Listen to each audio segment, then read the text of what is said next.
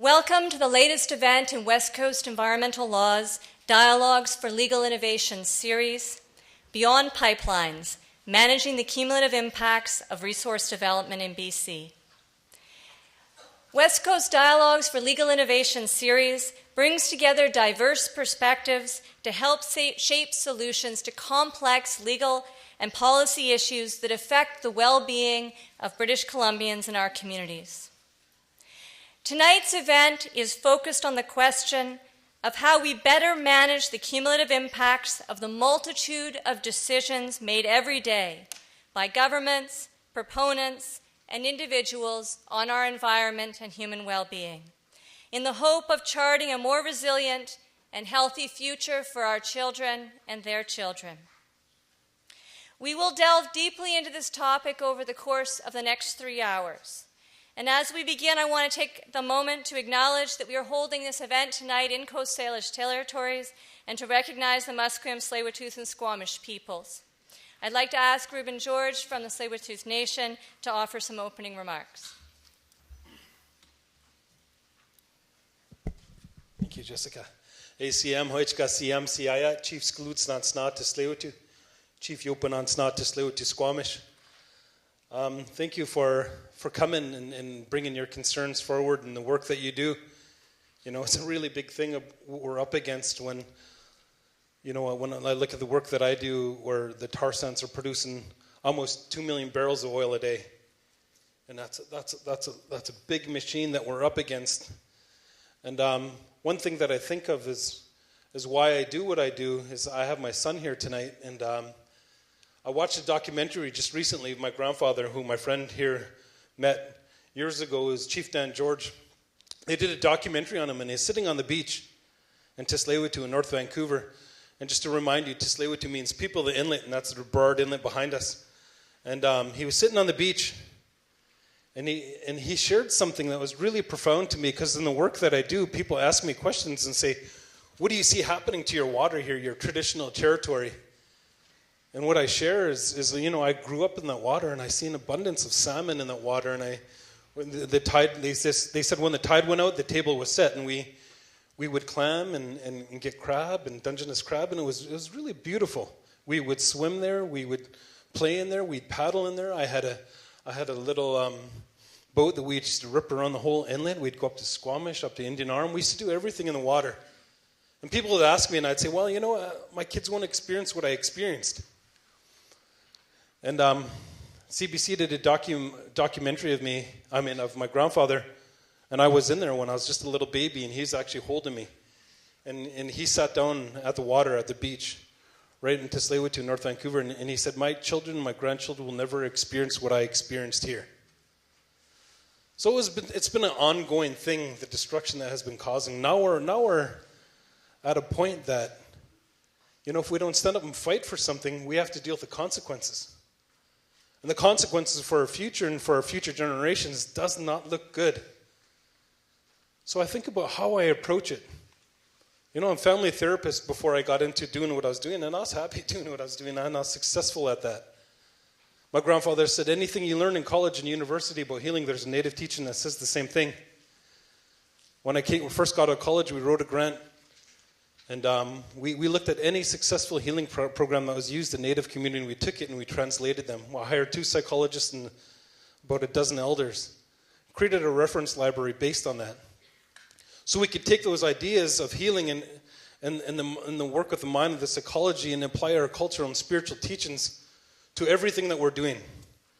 That was essentially everything that I did when I was director of community development for my nation.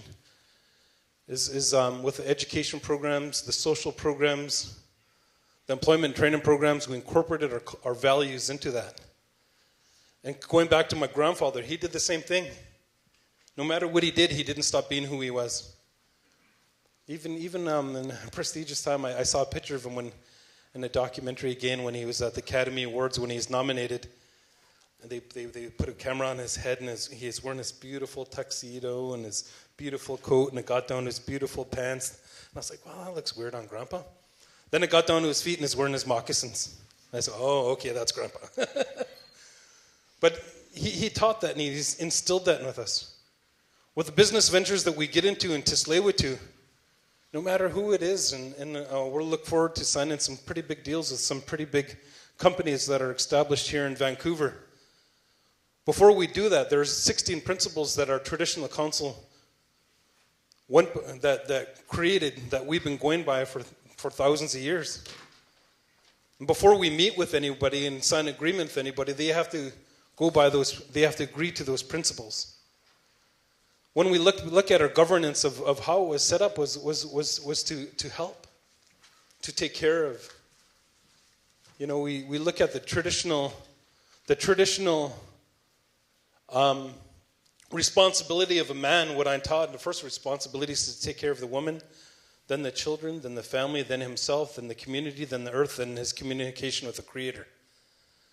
And then we look at the teachings of humanity, of what it is to be a human being, and to instill those values like I try to do with my children, of love, honor, respect, dignity, pride, forgiveness, passion, compassion. And that's what we learn from the water. That's what we learned from the land, and that's what my grandfather taught me. And that's what I incorporated into the work that I did as Director of Community Development. And now that's what I do, working as an environmentalist for our lands. And standing up and doing something about it. Because the consequences that we're facing are too great not to do anything about it.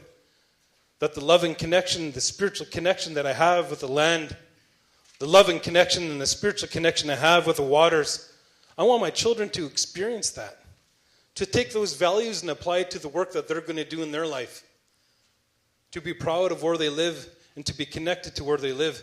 For generations, my friend also mentioned Leonard George, who carried on that. And I talk to my children and they say the same thing. My daughter would come here and speak as well. She's 14 years old and she speaks now. She comes out and talks. And to share the connection that we all have. And I talk about my kids too because we all have somebody we love. I really love my kids and we have a connection, and so do you with somebody. But that's the way we feel about our land. That's why we see 150 nations who signed the Fraser Declaration that are saying no. I grew up in poverty and I know what it's like. And I know when these oil companies come by and offer millions of dollars, that would help a lot of people, a lot of my people out of poverty. But we can't put a price on the sacred. We can't put a price on those sacred things that we entrust, that us as British Columbians and Canadians and people from Vancouver, that we all deserve an opportunity to have a connection like that to our land. We all deserve an opportunity to have a connection to our waters. As they say, it's the most beautiful place on earth. And let's keep it that way. So I thank you all for, I just wanted to say those couple words and welcome you here to our traditional territory that I share with my relatives from Musqueam and my dad's side in Squamish, and of course my mom's side in Tsleil-Waututh. I thank you for your efforts, and I encourage you, and I really will send out a prayer for you to have a big wall of love and protection around you, to not to be discouraged by what we're up against and what we're trying to fix and what we're trying to do. Because like I've been saying, us here right now, we'll do it for our children. We'll do it for our future generations. And because the owners of Enbridge and Keystone and Kinder Morgan are too blind to see because of the greed that they have in their hearts, we'll do it for their kids too. We'll do it for them. We'll make changes for them because every human being deserves it. As my grandfather says, they're part of the human race. And we'll do it for them. Because somewhere deep inside of them, there is some love somewhere. And as my mom says, we'll pray that our words will fall down into their heart. And as a nation, as a country, we'll stand up together and do something about it. So thank you very much. Hoichka CMCIM.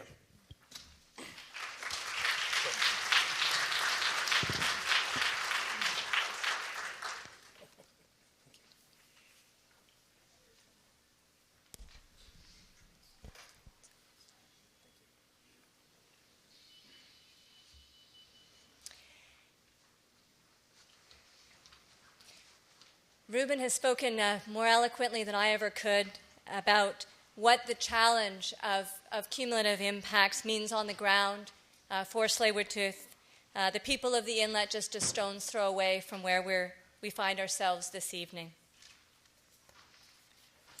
And we thank you. Each of our participants tonight, who are seated in the inner circle here, down at the front, come to the issue of cumulative impacts management from a slightly different perspective, but each with a wealth of knowledge and experience. Together, we will explore 3 themes this evening. First, the nature and extent of the challenge of cumulative impacts management that we're facing. Secondly, its root causes and drivers for change. And third, the values, principles, and strategies that could or should inform innovation to address this challenge. Many of you will be familiar with West Coast Environmental Law, who's hosting this evening. As a nonprofit public interest law organization, we've worked for over 40 years for strong environmental laws for Canada and BC. We're currently involved in a multi-year law reform project focused on this challenge of cumulative impacts management in BC, and the outcomes of tonight's dialogue will be fundamental to shaping the scope and course of this work.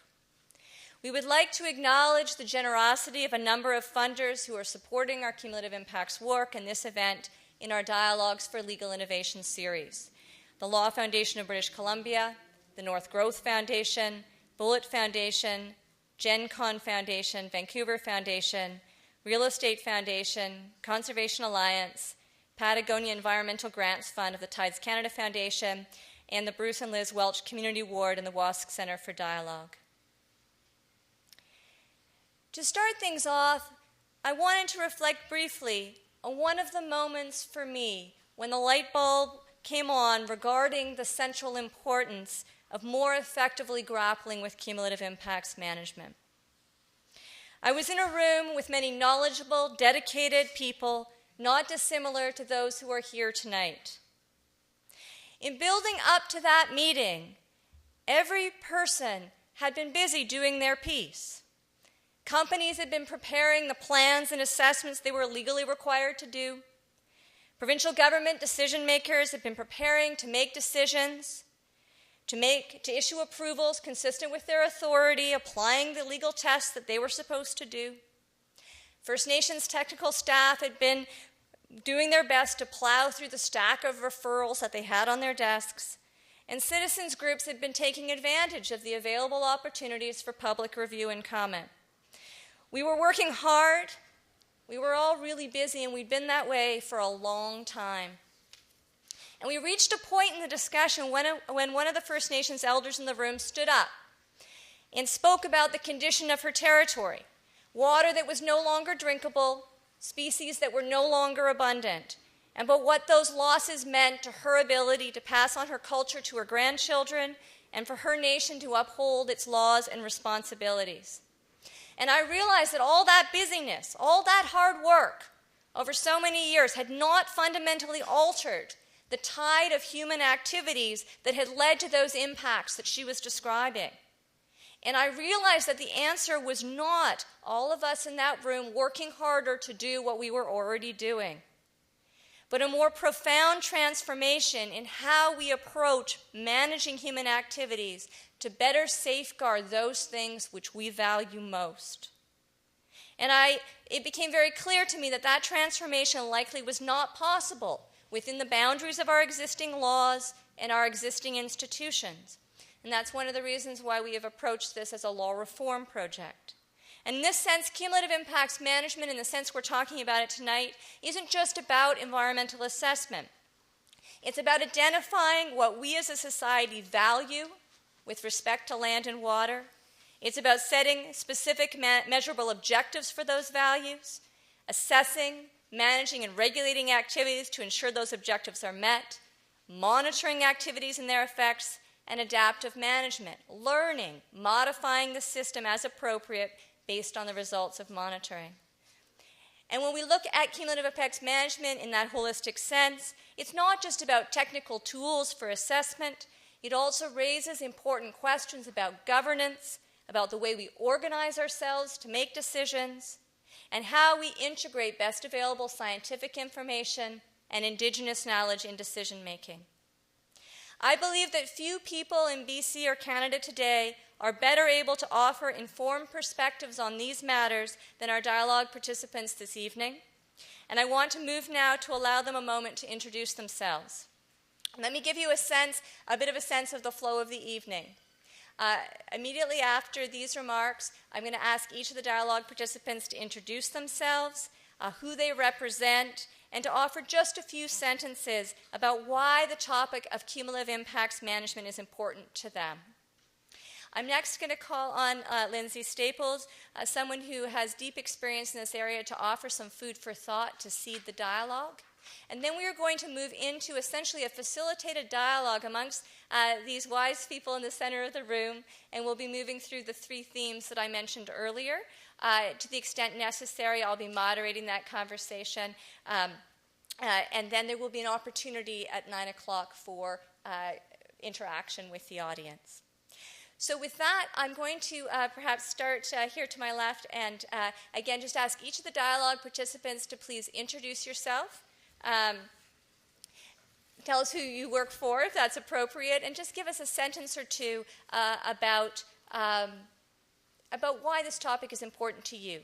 Let me quickly explain that in front of you, you will see a button. I would ask that you only press it to turn on your microphone when I have recognized you to speak. If you all turn them on at once, there will be a cacophony of feedback that will let everyone know that you were jumping the queue. So can all of the dialogue participants see that button? I'm not going to suggest that you practice turning them all on at once to see what happens, but hopefully that's apparent. Okay, so we're just going to begin here with Lindsay and go around the circle and around. Good evening, everybody. My name is Lindsay Staples. I suppose if you live on the East Coast, you'd say I'm from away. If you live in British Columbia, I'm not sure if you call me an interloper, but I'm from Whitehorse, Yukon. I'm a private consultant. I've been self-employed for about 30 years. I've worked in the 3 Northern Territories, British Columbia and Alberta. I'd say the majority of my clients over that time have been Aboriginal organizations and peoples. I moved from Toronto many, many years ago to Whitehorse to live in the hinterland, and it's a place that I'm strongly attracted to. A great deal of my work has been actually in the Canadian Arctic.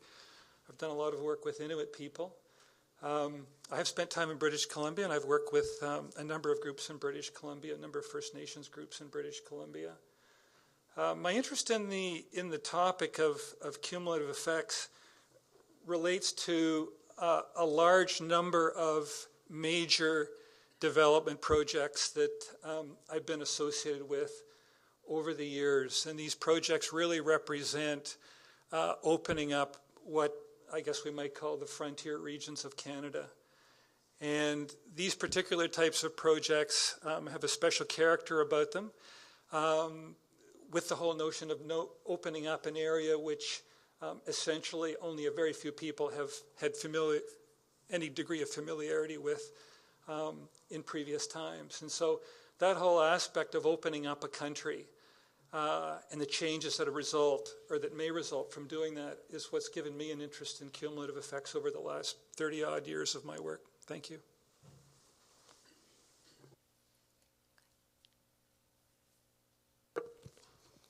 Hi, my name's Denise Dalmer, and I work with the Business Council. I'm the Director of Environment and Sustainability. Why is this important to me? Well, first of all, I'm human. Second of all, I have children, and they're teenagers, and they're just starting to see the world and the possibilities for them. And I want them to have a future that doesn't look like the one that Mad Max inhabited. I also know that business people are people. They're human. And they're not villains, and they're often painted as the villains in this equation. I believe truly that they want to do the right thing. As a person who's worked in all 3 sectors, I was a public servant for 15 years. I was a consultant and worked in the private sector for 7 years, and now I'm with I also, in that capacity, worked in a nonprofit doing marine planning, and now I'm in another nonprofit working or with business. I consider myself to be a translator, and in a unique position, having been part of all of those different sectors, to be able to, I don't know, shed some light, engage in the dialogue, provide some perspective. And I feel a little outnumbered in this group.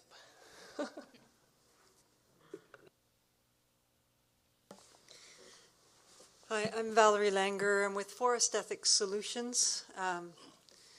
Denise, I'll try and help you feel like you're in a company of friends here, because I think hopefully we're all trying to get to the same place, which is sustainable communities and healthy communities.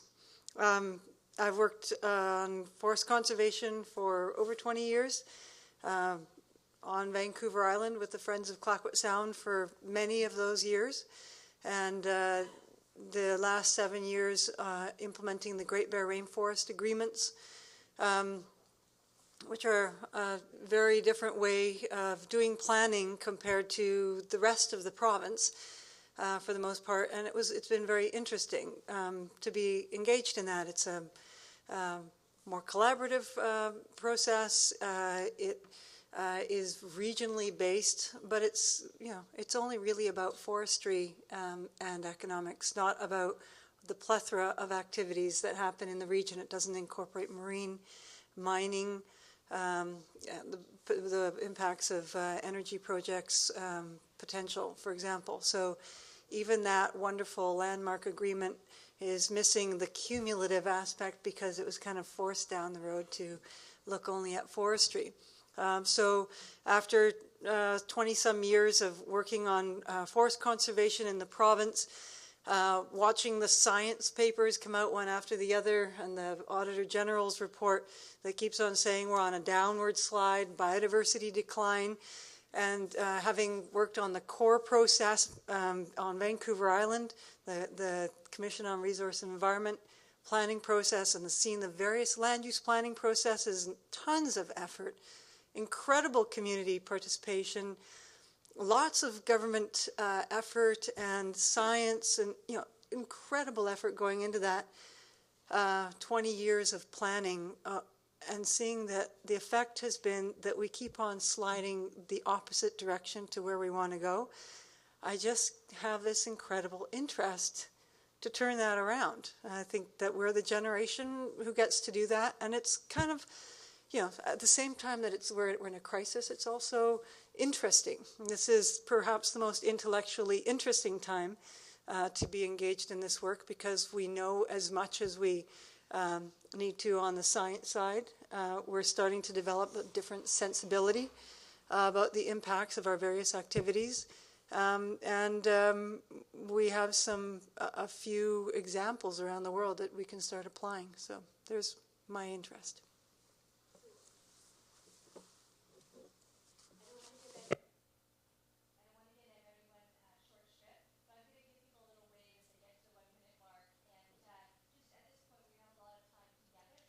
Your name, your organization, and just a few words about what this topic means to you.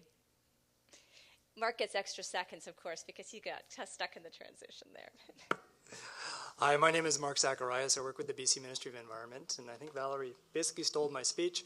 I've worked since the 1990s on land use planning in BC, particularly on the central and north coast, which became the Great Bear Rainforest. And throughout all of that, as Valerie said, we've been doing land planning for 20 plus years in BC.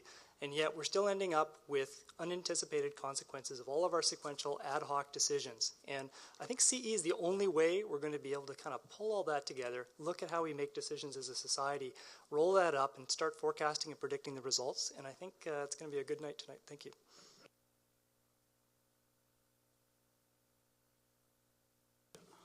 Okay.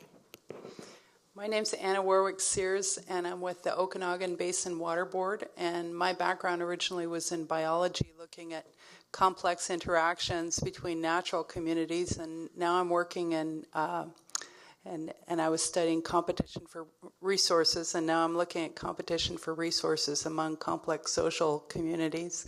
I think that the unintended consequences are definitely a very large issue for a lot of the development, both the resource development, and in the Okanagan, resources include recreational resources and lake view lots and things like that, as well as the different uses that we put the water to.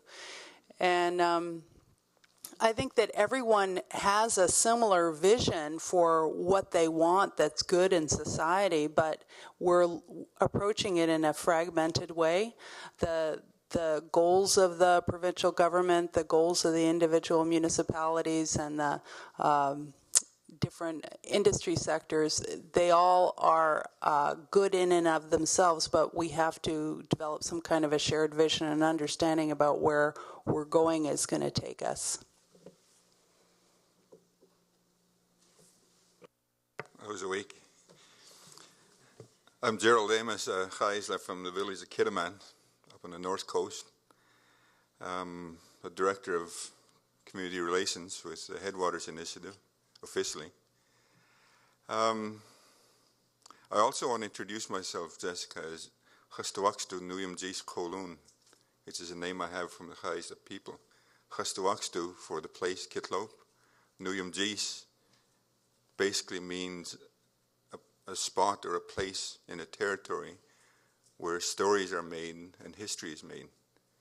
And Kolun for the Beaver tribe, which I come from.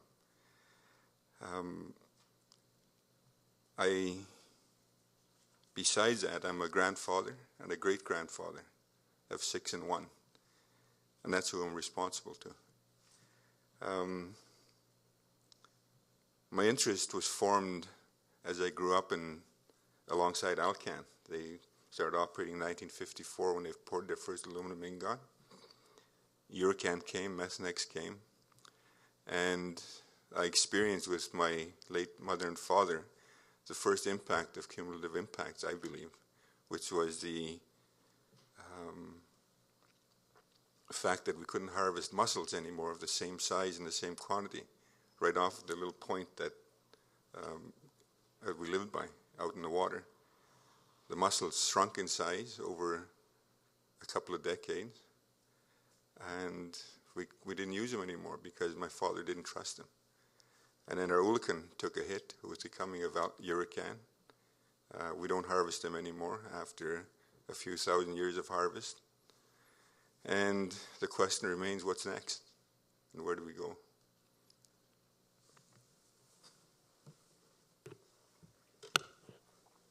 Good evening. My name is George Hagman. I'm with Stantec. I've been working 20 years doing environmental impact assessments for both federal, provincial, and territorial governments. That includes geographically in the West, British Columbia, in Alberta, and in all northern territories. And the work has been sectorally for oil sands projects, major transmission pipeline projects, mining, and other such resource-based projects. I have also spent, during that entire period of time, a substantial amount of effort working with both boards and various provincial and federal government bodies in regards to advising on how to proceed with both project assessments and regional assessments. Regional assessments have included, for example, Northeast BC for the Oil and Gas Commission a number of years ago, and in the oil sands for the Cumulative Effects Management Association. My interest in this subject started a long time ago. As both an engineer and environmental scientist, I find that cumulative effects and its larger concept provides an enormous opportunity and options in order to explore fundamental values in terms of where we want to go and what we want to see happen. I look forward to this evening, and Jessica, thank you for inviting me.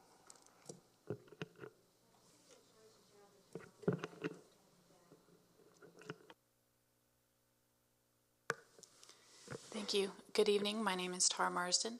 My traditional name is Nachgink. I'm from Wilp Amlachielt in the Lachkanetta or Frog Raven clan of Gitniau. And for those of you who don't know where Gitniau is, we are in the northwest part of the province, near Terrace and Smithers as reference points. I'd like to first acknowledge and thank the Coast Salish for welcoming us to the territory, and also to Jessica for convening the event, and just to provide some accolades for her, because she has been one of the tireless champions on Aboriginal rights and environmental issues and making those connections, as well as cumulative impacts. I've enjoyed working with her for many years. My interest in cumulative impacts similar to Gerald, is out of necessity.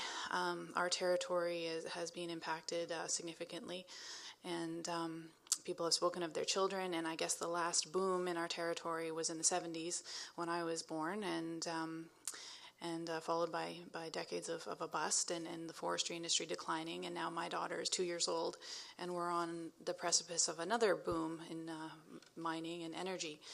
And just seeing the impacts that have just happened in my lifetime and what she would be left with, it's quite staggering, to be honest.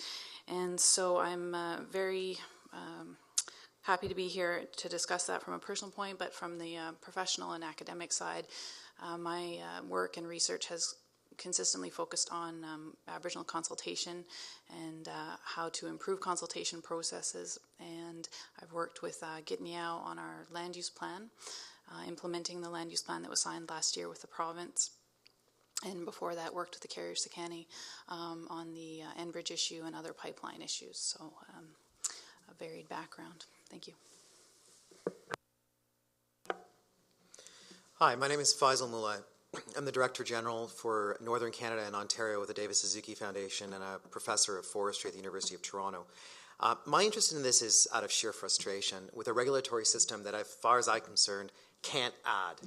Clear cuts plus mines plus pipelines too often equals a land base that is degraded. It can't sustain healthy populations of wildlife like caribou, let alone the health and well-being of human communities. The science is very, very clear. We have to develop a system that is far, far different if we're going to sustain those things that actually sustain our own health. Thank you.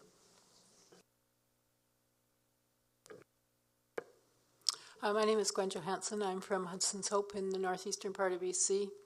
It's really hard to avoid knowing about cumulative impacts if you live in northeastern BC. If you are, right now my community is dealing with 6 or maybe it's 7, I lose track, environmental assessments. We have the Site C hydroelectric dam, which would significantly affect the community. About 15 to 20% of the reservoir would be within our municipal boundaries. We already have 2 dams within our municipal boundaries. We have 2 environmental assessments on major pipelines. We already have 5 major pipelines going through the municipality. We have 2 coal mines that are presently in an EA process and one that is in the works.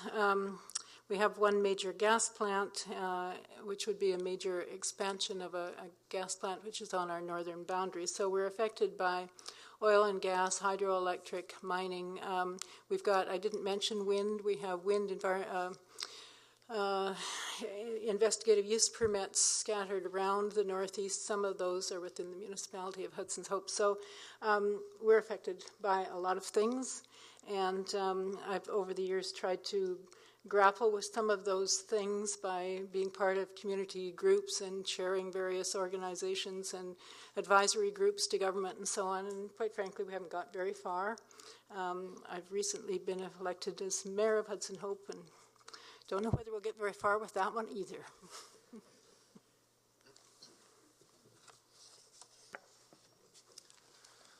My name is Tom Ethier. I'm the Assistant Deputy Minister with the Ministry of Forest, Lands and Natural Resource Operations.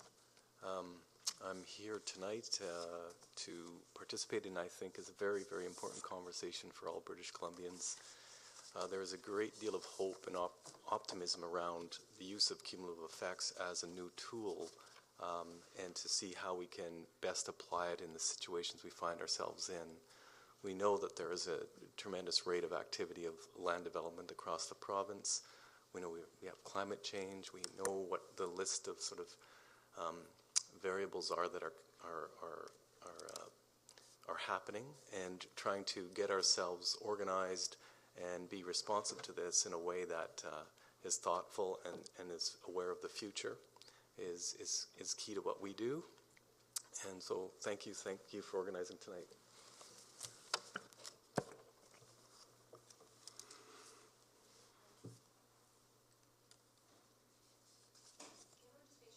Phones are off. Great. So please join me in a round of applause for our dialogue participants. They're going to be working hard tonight. In order to seed our conversation, we've asked Lindsay Staples, who's the principal with Northwest Resources Consulting, to just offer a few words at the beginning.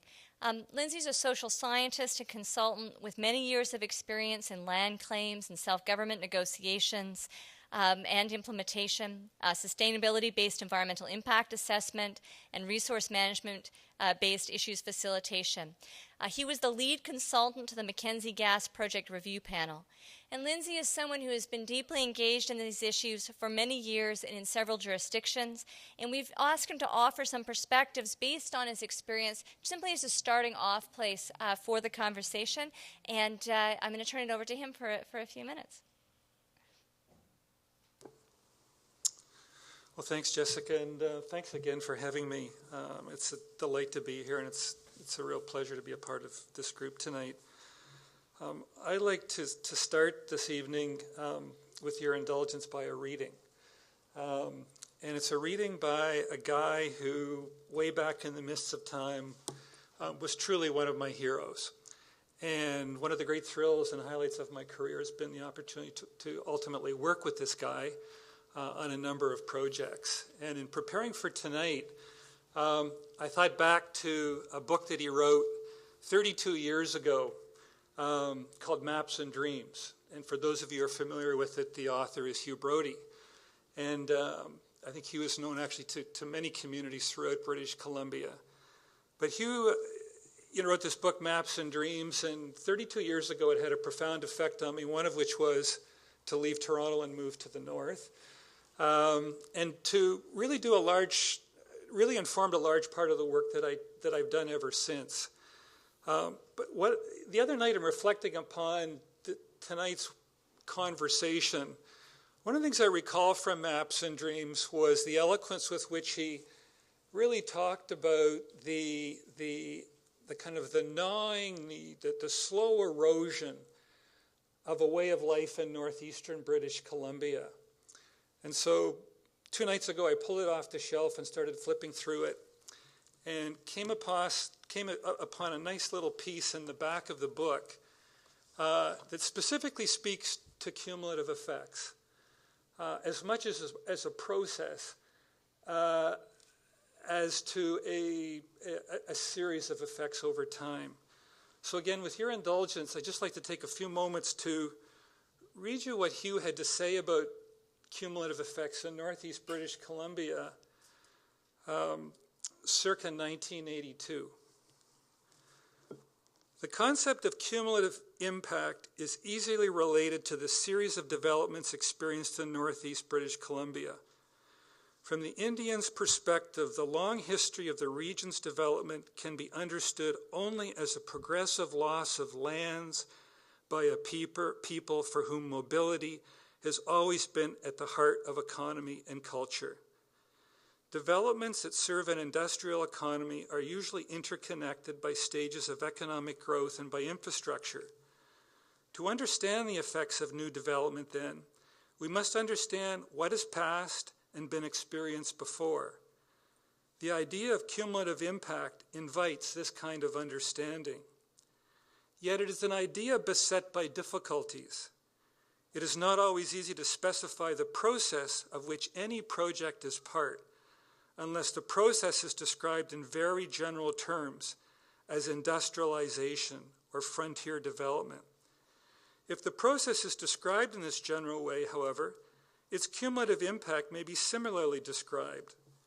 Such generalizations may be useful in looking at how damage to wildlife or to the environment has occurred and may be minimized, but may be of little use in prescribing specific remedies for specific ills. Nor is a general description of the effects of industrialization as a progressive deterioration of the environment any less discouraging. Large and general processes occur with anonymity and remorselessness.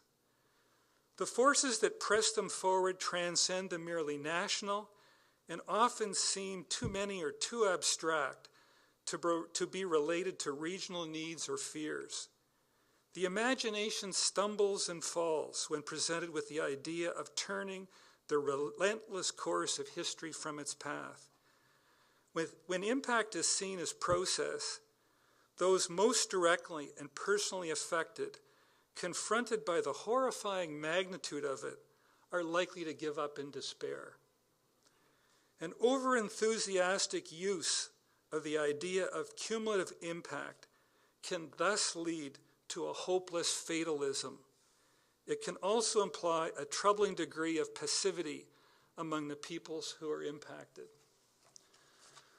So, with regard to framing tonight's conversation, I don't think few of us could put it any better than Hugh did 32 years ago. And it's a very challenging topic, and the scope and the reach of tonight's discussion is going to be very, very challenging for all of us. There's no corner, nook, or cranny of this conversation that we couldn't spend the entire evening exploring. Hugh's work, I think, in 1981 was very much informed by his work 4 years earlier, 5 years earlier, working for Tom Berger on the Mackenzie Valley Pipeline Inquiry. If you go back to Tom's work in 1977, Tom gave again expression to the whole concept of cumulative effects and the idea of large-scale developments altering a landscape. And of course, the title of his report was Northern Homeland, Northern Frontier. And the very title, I think, really captures the tension that peoples have wrestled with for the last 30 and 40 years, and of course longer than that, as we've tried to reconcile these, if you will, these two forces and these impulses. Brodie's book is about the gradual gnawing away of intact landscapes and the challenges of adjustment to that process, a process that is characterized in some respects by a certain degree of inevitability.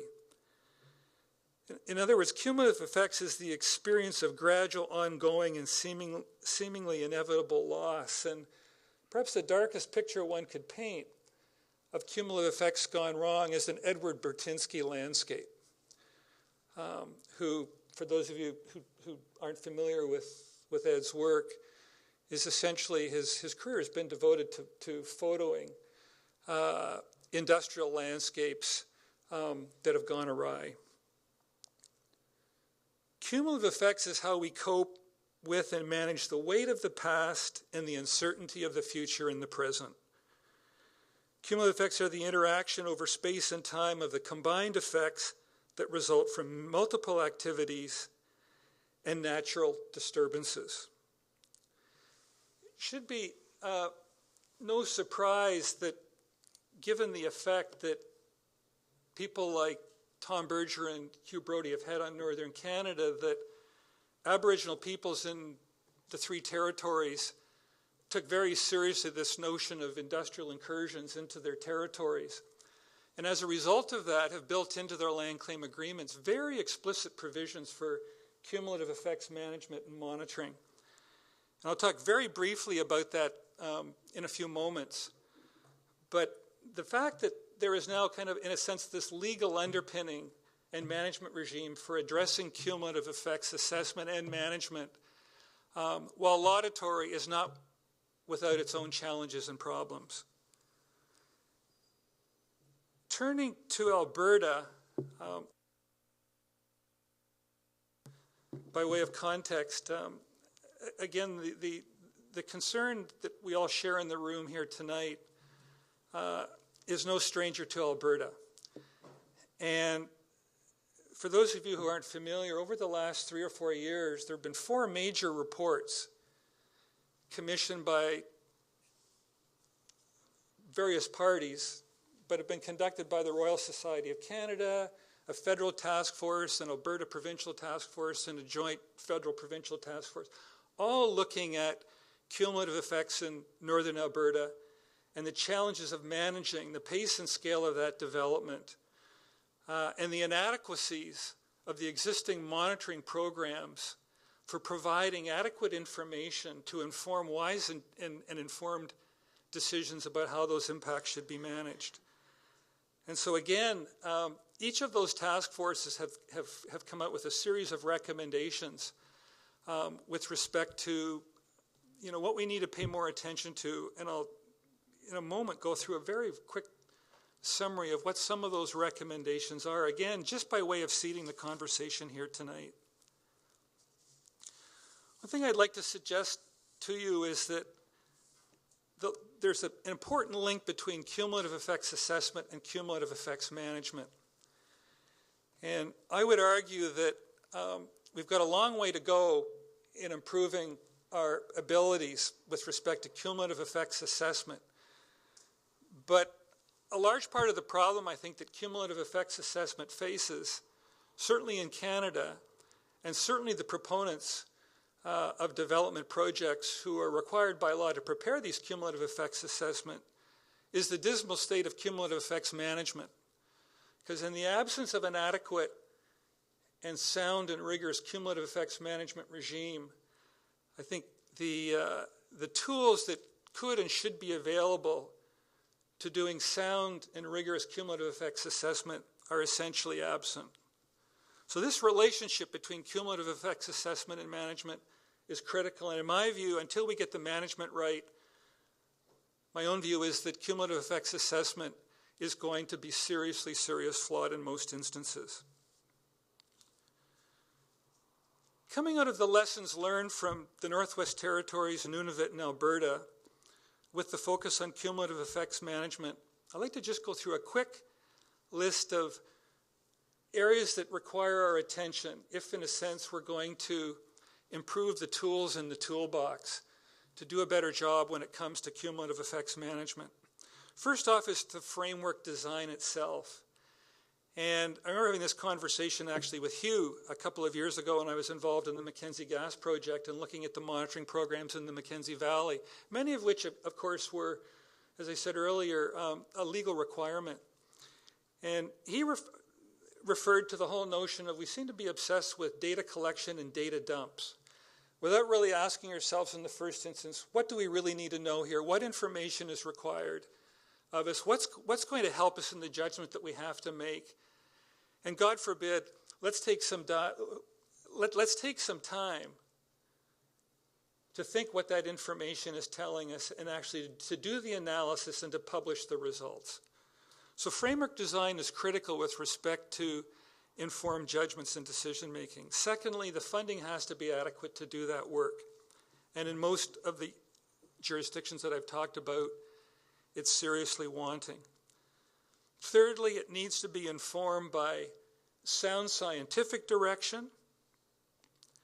It also needs to be informed by the best traditional knowledge, local knowledge, and community knowledge. And I'm hoping we'll have time tonight to talk a little bit more about that. Because quite apart from Ottawa and Victoria and the centers of where remote control decisions are made, there are people in landscapes who are deeply informed about what's going on in their backyard. And how that information and knowledge comes to bear with respect to the decisions that affect them is obviously very important. Defining the linkages, the institutional linkages between the information that we have and the decisions that are being made is absolutely critical. And I would suggest there's a long way to go here. I believe it was last year or the year before that the BC Auditor General, in a review of the performance of the Environmental Assessment Office, made the telling observation and an associated recommendation that there needs to be follow-up to the work. There needs to be follow-up in monitoring the commitments that are made by both government and by proponents in the review processes that they're participating in. Secondly, there needs to be a linkage between, for instance, land use plans and how they inform development decisions. And this was found to be wanting as well. In addition, another area of concern was the absence of benchmarks or thresholds or targets. At some point with cumulative effects, you have to be able to answer the question, when is enough enough? And when is the pace and scale of development too much? Too much for any government of any size to handle?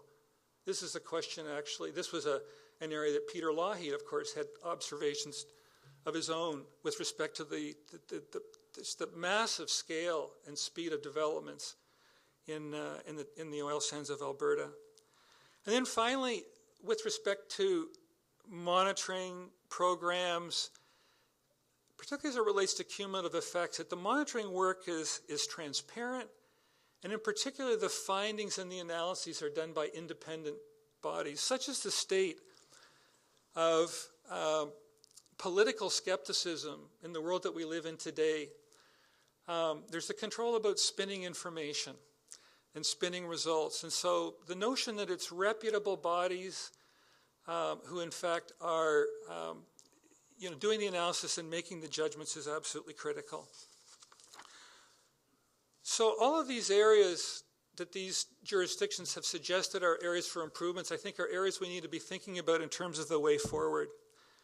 Finally, I'd just like to suggest that I think with respect to this work, since we're talking about large landscapes that are affected over long, very large and lengthy periods of time, many actors are involved. And that's one of the challenges here, is the sheer number of actors that are involved here and how we collectively get our act together. And this is an area in which I think there needs to be leadership. And I'd like to suggest tonight that one, I think, candidate interest or constituency for that leadership are First Nations. First Nations on the basis of their title, First Nations on the basis of their attachment to the land. I mean, Gerald tonight informed us that his very name, his traditional name, speaks of his attachment to the land. I think First Nations, notwithstanding that any government and the capacity of those governments will be challenged with respect to the capacity that they have to address these issues. I'd like to suggest that I think First Nations are very uniquely positioned to show some leadership in this area that the rest of us, I think, need to work with them and collaborate with First Nations government to do this really important work. Thank you very much. Thank you, Lindsay. So we're now going to get into the body of the dialogue, and as we do so, I just wanted to offer a couple of reminders for our participants. Really, our intent this evening is a responsive, respectful dialogue amongst the 11 dialogue participants, and I really encourage each of you to listen deeply, and to the extent you can, to stay focused on the dialogue as opposed to rehearsing the next thing that you might be thinking of saying. We have about 30 minutes for each of the 3 themes, and this means that if each of you keeps your interventions in the dialogue succinct and focused, probably less than a minute or 2 each time you engage, this will allow everyone to intervene once or twice on each of the themes. That said, you need not reply to every question, although your perspective will be valued on all of them. I would remind you that this is not a debate. There's no need for everyone around the table to reach consensus. We ask only that you engage fully, remaining open to honest exploration of the issues, deepening your understanding of how they're experienced by others around the table, and bringing your experience and creativity to thinking about potential solutions. For our audience, there will be an opportunity beginning around 9 o'clock or shortly before for engagement with the audience, for your questions. I know you will have questions that arise before then. You have these lovely little pads of paper. Please make a note for yourself. Don't lose those questions as we go through, although of course you may find that they are answered as we go along.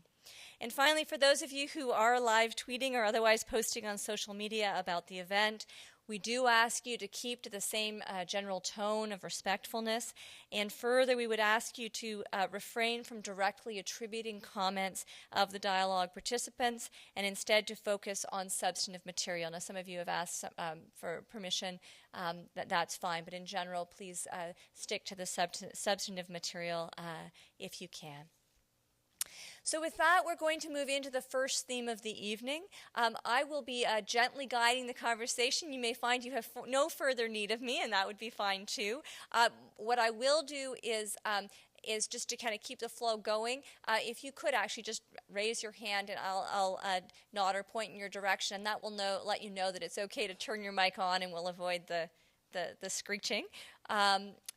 But that said, this is really a dialogue amongst yourselves, and my role here is just to support you in that. So with that, we're going to move to the first theme, which is further exploring the nature and the extent of the challenge of cumulative impacts management. Now, many of the participants spoke to this in the opening round, and as we get into this theme, some of you may wish to speak further about specific examples of cumulative effects that are of greatest significance to you or the regions you are closest to, or perhaps to issues and trends that you see at the provincial level. So with that, I don't know who wants to jump in first. Dr. Mula, over to you. Thanks a lot. If you don't mind, I'd like to orient ourselves. Much of what we're seeing in terms of cumulative impacts is happening in the great boreal forest, the subboreal forest of the planet. This is a forest that wraps our country in a great green cloak from Labrador to the Yukon. But the science is very clear. This is an incredibly vulnerable ecosystem. Recently, there was a study that was published by the Proceedings of the National Academy of Sciences, and if I had hair, literally, it would light my hair on fire because the results were so shocking.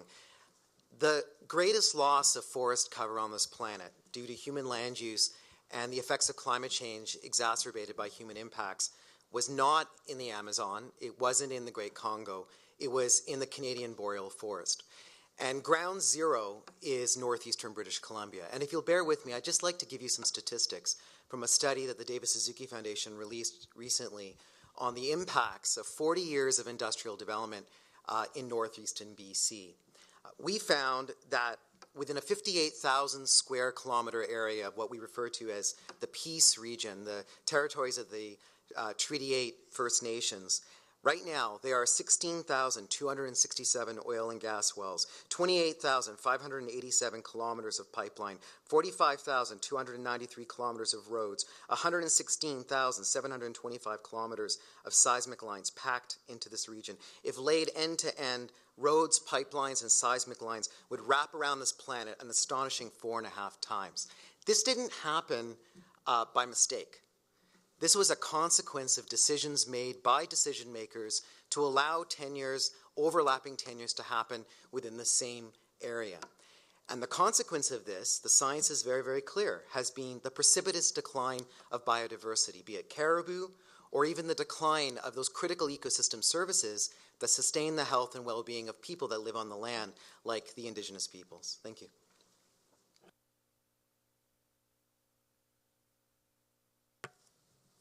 Jessica, I spoke of the Ulukan in my opening comment, and a lot of people and organizations like the Department of Fisheries and Oceans wanted it to remain a local issue. But when you really look at it, the Ulukan was traded up and down the coast to the interior, the Ulukan oil from our community. And I was saying earlier to some people that our people, the Haisla, had responsibilities that went beyond physical borders. And we harvested 650 ton of Ulukan annually, approaching this time of the year every year. And we don't anymore in that one particular river. And the impact of that, unfortunately, hasn't been recognized as a cumulative impact, not just locally in the Kitimat River and to the Haisla people, but perhaps coast-wide and maybe the coast of the whole of North America, because the juvenile Ulukans go out to sea. And we had records, or not records, but reports from our brothers in the Alert Bay area, where they witnessed 250-ton bycatch of juvenile oolakans out in the north end of Vancouver Island. So that ties us together, because those oolakans are feeding, are part of the food chain that feeds a host of other critters that make up this ecosystem or this environment that we all share. And I think that's one of the challenges, and I'm a bit optimistic at this point, because based on comments that we hear from people on issues like Enbridge and LNG and whatnot, people are coming together. There are people who recognize now that we're all in this together, and I have some hope that people in government, people in organizations like the Suzuki Foundation I think we're going to make some headway on this issue, but it remains to be seen. So we have deep impacts in particular regions. We have things which tie us all together. What more do folks want to tell us about their perspective on the nature and the extent of the challenge we're facing around cumulative impacts?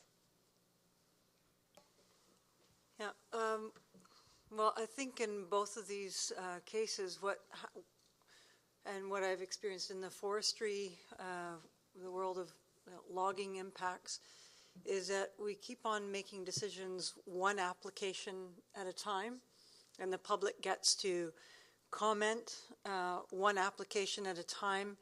And over a period of 2 decades or 3 decades, all of a sudden, what looked like it was just one cut block, and the effects on that stream, and all the community's efforts to think about how that would affect them weighed off with the economic pressures within the community, that concessions were made to allow the economics to work, while concessions were made on the environmental side without really getting a sense of what was going to happen over the decades. And I've watched that happen in watersheds in Clayoquot Sound, where a road was put in, and then because the road was in, it made economic sense to put more cut blocks along that road rather than rather than go into another area. And you kind of get railroaded down to making decisions at the micro level, and being kind of forced to participate in something where you, as a citizen or as a small environmental group, and even sometimes large environmental groups, where we start focusing all our attention at micro levels, and not ever having the opportunity, because I think Lindsay stated it well, that there's this feeling that there's an onslaught. You can't ever keep up. And before you know it, you turn around, it's 10 years later, and a watershed has gone down, or 2 watersheds, or a whole fishery has disappeared, or caribou herds no longer have the space that they need to, or the lichen that they need. These things that happen in 100 different decisions. So my sense is that the cumulative impacts happen not because we have a lack of management, but because where we're asked to manage and where we're asked to participate in management decisions is such a micro scale compared to how cumulative impacts actually happens when you look over time. And so we're continually running into this pressure to sustain our economies, and pressure to not undermine our neighbors' ability to pay their mortgage, while having this sense that I'm just going to make this one decision, I'm just going to make this one concession, and the sense that it really isn't just one decision and one concession. There's going to be another concession and another decision and another concession and another decision over and over and over again. And at the end, you end up, well, I've seen some places that I have really loved go down because I was making concessions, because I was trying to be reasonable. And there is a point where I think it creates this sense of a false sense of animosity amongst communities that was built because decisions were never allowed to be made at a big enough scale. So I think Valerie has also started to explore what are some of the causes that got us to where we are today. What I want to reflect back to folks is if we were to continue with this sort of length of engagement, we wouldn't be in a position for everyone to comment on every theme. So I'm going to encourage people to be a little bit more succinct. I'm just going to give you a hand wave at a minute. I'm not going to cut you off. That's not the idea. And let's continue exploring, sort of describing the elephant, describing the beast in the room. What is the nature and extent of the challenge we're facing? Anna, and then... Thank you, Jessica. I think that one of my concerns about cumulative impacts is that we're in such a hurry, it seems like, to give out these permits right now. In the Okanagan, there's a move, and I believe that it's province-wide, to streamline permitting processes. And we actually... at the Okanagan Basin Water Board AGM a couple of years ago, we had a fellow from the Forest Lands and Natural Resource Operations give a little presentation about the new ministry, and he came up, and I don't think that he realized his audience, but he was saying, yep, if you want to put in a gravel quarry, it's a one-stop shop. And everybody in the room was completely horrified because it was a bunch of municipal water people who did not want to rush the gravel quarries. And there's certainly a rush. Well, the regional growth strategies have slowed it down a bit on the local government level, but definitely a push between municipalities to help boost growth and development. But I think that despite the regional growth strategies, a lot of times we're not looking at each other's zoning. And so the zoning around the lake is an example where we are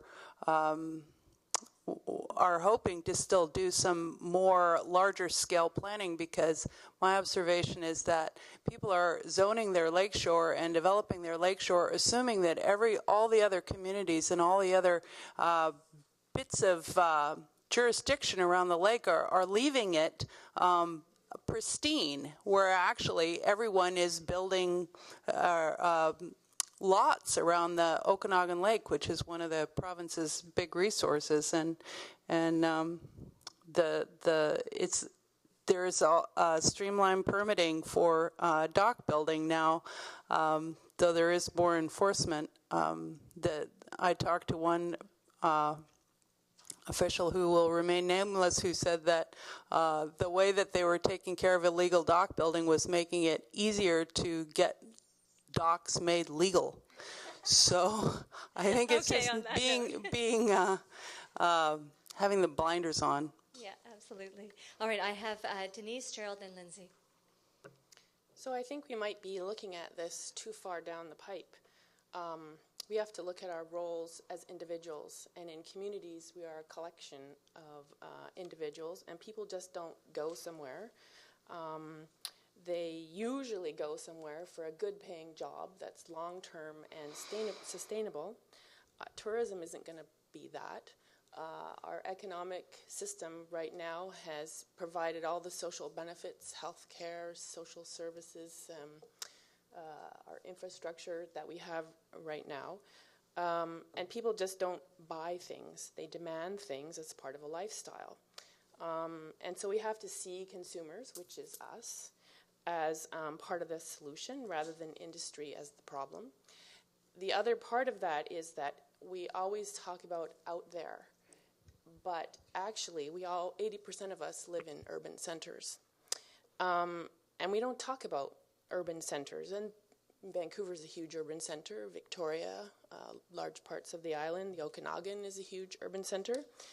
And we often ignore issues, these kinds of environmental issues, they're not close to home. And I don't know how many of you have read The Hunger Games or seen The Hunger Games. It's a teenage book, but there's two themes. One is a modern-day gladiator component, and the other is the city and the regions. And to a large extent, I think that sometimes in the cities, we don't connect our lifestyle patterns with consumptions of natural resources out there. Gerald?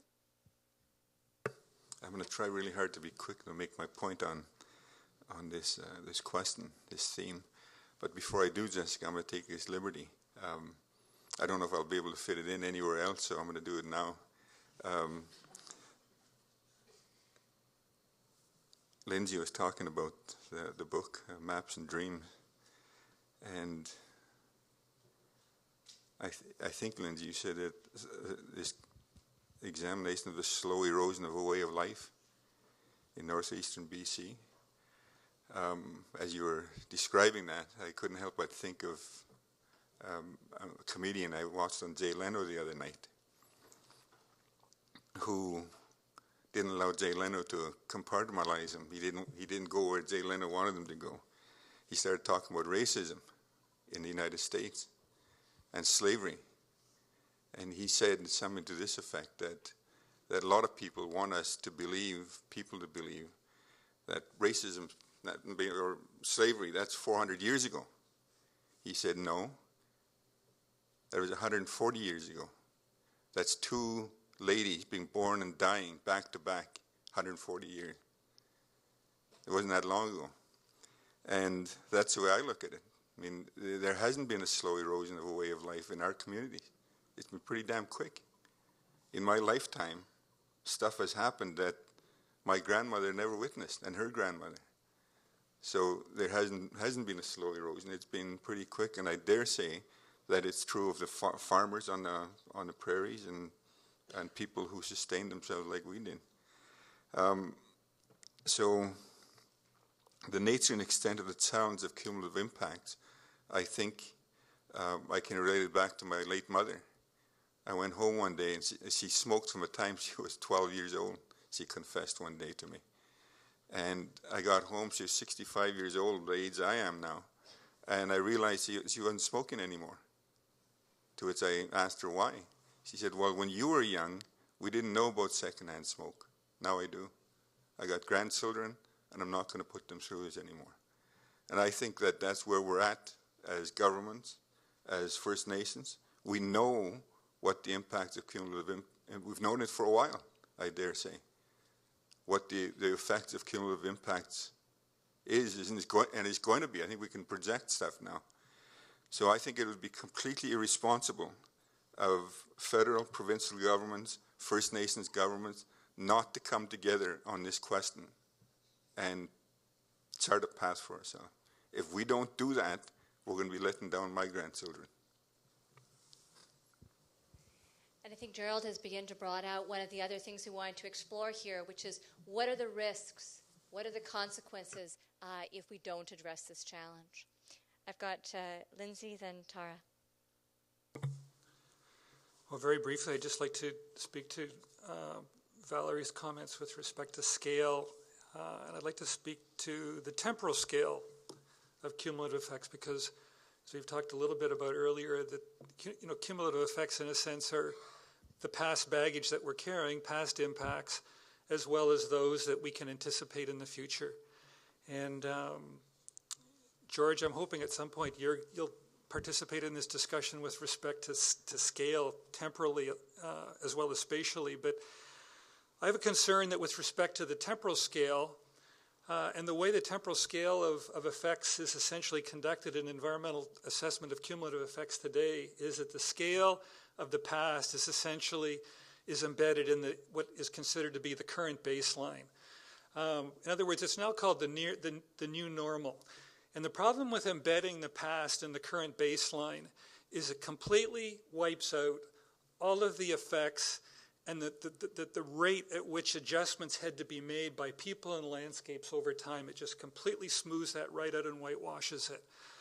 So with respect to, if you will, the practice or the art of environmental assessment of cumulative effects, I think the temporal dimension of the past is hugely problematic today. With respect to the future, and looking at what we anticipate in the future, I would suggest that the future is often scoped down in the narrowest of terms as well when it comes to looking at a project. And the most concrete example I could give of is when I was involved with the Mackenzie Gas Project, looking at the panel, the pipeline that panel was reviewing. The pipeline was built to 41 inches. It was built to carry 1.8 billion cubic feet of gas per day. The proponent was applying for half of that. The panel wrestled with the question of, well, what about all the remaining, if you will, volume in the pipe and the fields that are out there that could feed that?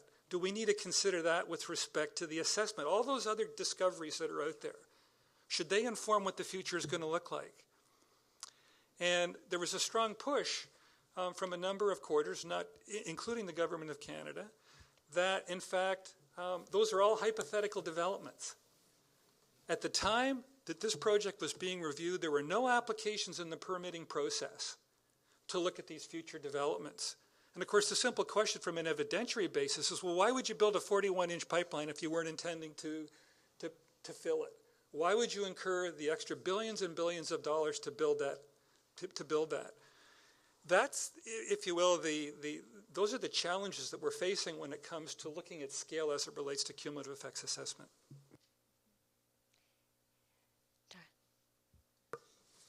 Thank you. Just in response to the question, so the territory that I'm from in Gatineau is about 6,200 square kilometers. And as I mentioned previously, we have an extensive history, well, not that extensive, really only going back to the 1950s and then more significantly in the 1970s of forestry and logging in our territory. And basically, when that industry started to decline, a lot of our people were working in that industry and lost jobs and lost businesses and such. But during that time, when we were still fighting to defend the land and fighting to have our rights and title recognized and enshrined, we developed a land use plan looking at forestry activities, and I can talk more specifically about that later. But that took 8 years of fighting, really, with the provincial government and going to court and being successful in court. And that land use plan now is in place, and it's dealing with forestry. But now it's almost becoming out of date because it doesn't look at energy, it doesn't look at mining, it doesn't look at pipelines run of the river, and so we have to continually update and push forward on implementing that and building on it. So currently we are looking at a modern-day gold rush in the northwest part of the province. It's driven by the global economic factors that are outside of our control.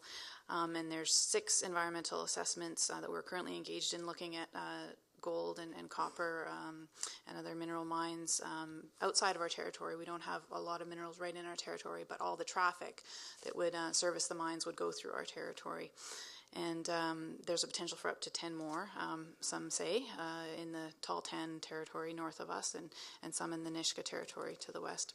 We also have 2 liquefied natural gas pipeline proposals going right through our territory, and 4 run-of-the-river power projects currently on the books. There may be more depending, again, on those external factors that we really have no control over. In terms of our species of greatest concern, the Kitwanga River sockeye were basically almost wiped out because of overfishing on the coast, and we have taken the efforts to conserve that species and have not fished it in many years, even though we historically relied on it. We've rebuilt that. We're now seeing better runs every single year, but that was a major impact to our community. So now we're looking at a decline in our moose population, and the moose population in the Nass River has declined by 65% over the last 10 years. And so those are the main issues that we are dealing with, but clearly there are other species of importance that we have documented in our land use plan and tried to create management objectives for. I've got Valerie waiting, but I'm actually just going to ask those who've already had a chance to talk on this round to hold back for a sec, and that would take me to Tom. Well, it's a fascinating conversation, and I really do appreciate it. And it is exceedingly complex. I just wanted to respond a little bit to you, Anna, since I've got this long title for this ministry here. And it is true. There's a focus here around trying to make decisions more durable, more effective within the sort of sector we're now calling ourselves, which Mark and I are a part of within government. And there's a tension between citizens and applicants wanting to have speedy decisions so they know what their certainty is. But there's also the tension around what is the public interest, what are we trying to achieve, and it's that tension that we're trying to be better aware of. And by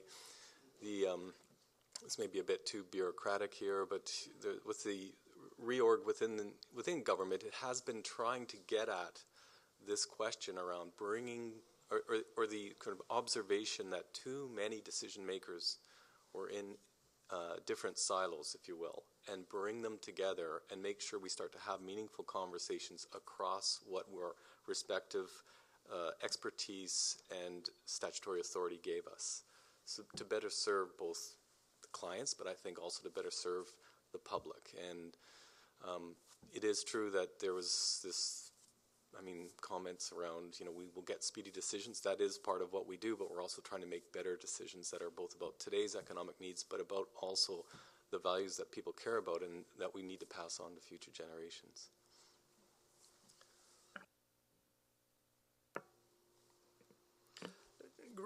Great. Maybe following on a little bit of what Tom has said is, from the provincial perspective, we're very alive to the rate of change and development activities on the land base.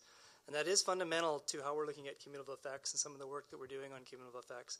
But I really wanted to kind of back us up a little bit, and I know we went a little bit down the rabbit hole around things that are happening on the land base, Crown, private, or otherwise. But from a provincial perspective, our cumulative effects doesn't just look at development on Crown lands or otherwise. We're also looking at things that we can do something about now, invasive species being a very large one and part of the components.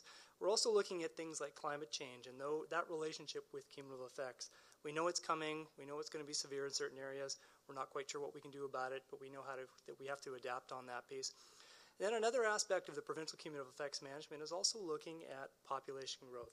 We are a global destination for people. So those folks are going to be here. They're going to come. And this is another aspect in looking at potentially of smart growth. Where do people go? How do you make sure that the cumulative impact of their footprint on the land base is smaller? So I just wanted to kind of make sure that we're not just driving down to development in the Northeast, that we're considering all the various aspects around cumulative effects. Another piece we haven't talked about is pollution. And in BC, we're kind of lucky in a global sense that we don't have the problems that other nations might have, but that's also part of our cumulative effects look in our framework. Thank you. So I've got Gwen, Faisal. I'm just going to ask you to hold, and then George. Well, I'm having a lot of trouble here because every time somebody says something, I have a response. But by the time it gets around here, we're on to something else. So, but I did want to just follow up on what Tom has mentioned about the decision making in silos, and I recognize that the MFLNO was formed, I think, to try and deal with some of this. But what I find in the Northeast is that many of the environmental effects are from oil and gas, hydro, and mining, and those aren't in that particular ministry. So there is still that huge division. And the other thing that I think we ought to look at as far as government is concerned is that I believe that you get better decisions if the decision maker has to look out the window and see the consequences of his own decisions.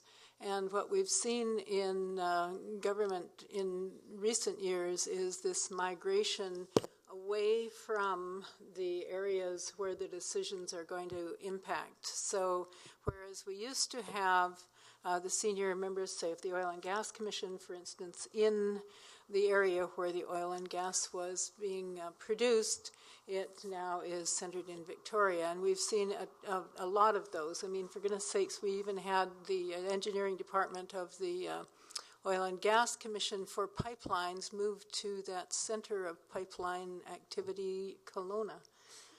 and I don't know if it's still there or not, but but that is a serious issue. If you are not looking out the window and seeing what your kids are going to have to live with, like why we have the Oil and Gas Commission. I don't want to pick on them. There's no bad people in this, but there is human nature, and that human nature is a bit of an issue, I think, here. And so we have the water is a huge issue in the Northeast, and the use of it for oil and gas. And our hydrologist dealing with that is centered in Victoria, and he ought to be, in my view, up where he has to look at the consequences of his decisions.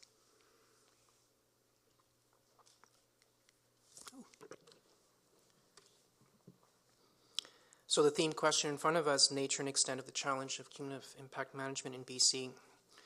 My answer to the question is more profound than anything that the words cumulative effects or cumulative impact management encapsulate. Fundamentally, the nature and extent of the challenge has to do with the fundamental issue of decision making. We as a species have great difficulty in making decisions. It's always been the case through 5,000 years of recorded human history and 250 years of industrial development, which has brought us to where we are today. To every single person in this room is benefiting from the benefits, and now we are seeing the consequences of what has brought us to this point in time. We often look at cumulative effects with all its science and all its technology, and we can discuss and debate endlessly all the opportunities, all which we may avail ourselves of and all which is possible in regards to monitoring and study and assessment. But fundamentally, in the end, people have to make decisions. And in British Columbia, there is also the confluence of this with another history as well. It's an Aboriginal history. It's one of narrative. It is ancestral history. And for both of these threads of time, they both, in the end, mean that we are now dealing with how, as a society, we will deal with the inheritance that we have given, that we have been given by the Creator, and both that which we have created ourselves and that which we live in. It is at this more profound depth which repeatedly, in my view, what it is we are talking about exists. And because at times we, and understandably, will have great interest in what our great technologies and our data may bring to bear, I give much more strength and power to the power of insight, to the insight which history has brought us, and now in this point in time, to what collectively our decision-making process as it stands today and as it may develop, the key to the future of our management lies therein. So George's last comments, I think, are a perfect segue into the second theme, which is really focused on starting to unpack what are some of the root causes here. And what I want to acknowledge is that in this first round, we asked each of you to speak about what this issue means to you. What is the nature and extent of this challenge from your perspective? And you brought to it, I'm sure not even a fraction of the various perspectives that there are. You can see it through the impacts on the land in the Peace, in Gittineau territories, in Haisla territories, in the Okanagan and New Chalmers territories. You can speak of it at a philosophical level, at a temporal level, and we can, many of you spoke about a sense of shared responsibility, whether that's as individuals, as governments, as citizens. And so what I want to encourage us now as we move into the rest of the dialogue is to begin to weave together some of those perspectives. So you've heard now who's around the table. You've heard a bit about their perspective, about what this challenge looks like from where they're sitting. And now I want to try and encourage us to go to that next stage of trying to dig deeper and start to focus our attention in on what the root causes are.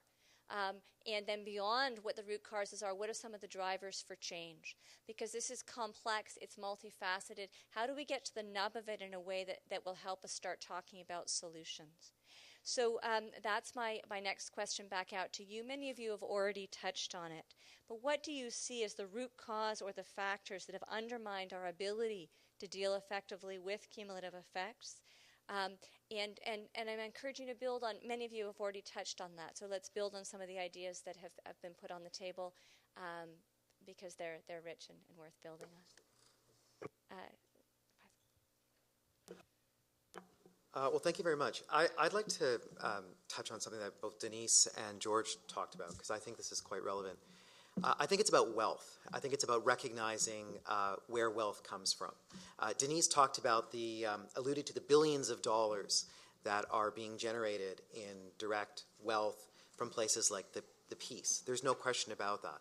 When you have such an intensification of industrial activity, there's enormous amounts of wealth that are being produced with the commodities that are literally being taken from that landscape. But the problem is, and I think this is one of the root causes of the conundrum that we're in, is that we're not recognizing the full wealth that we've been blessed with. And that's the non-market wealth that these geographies provide.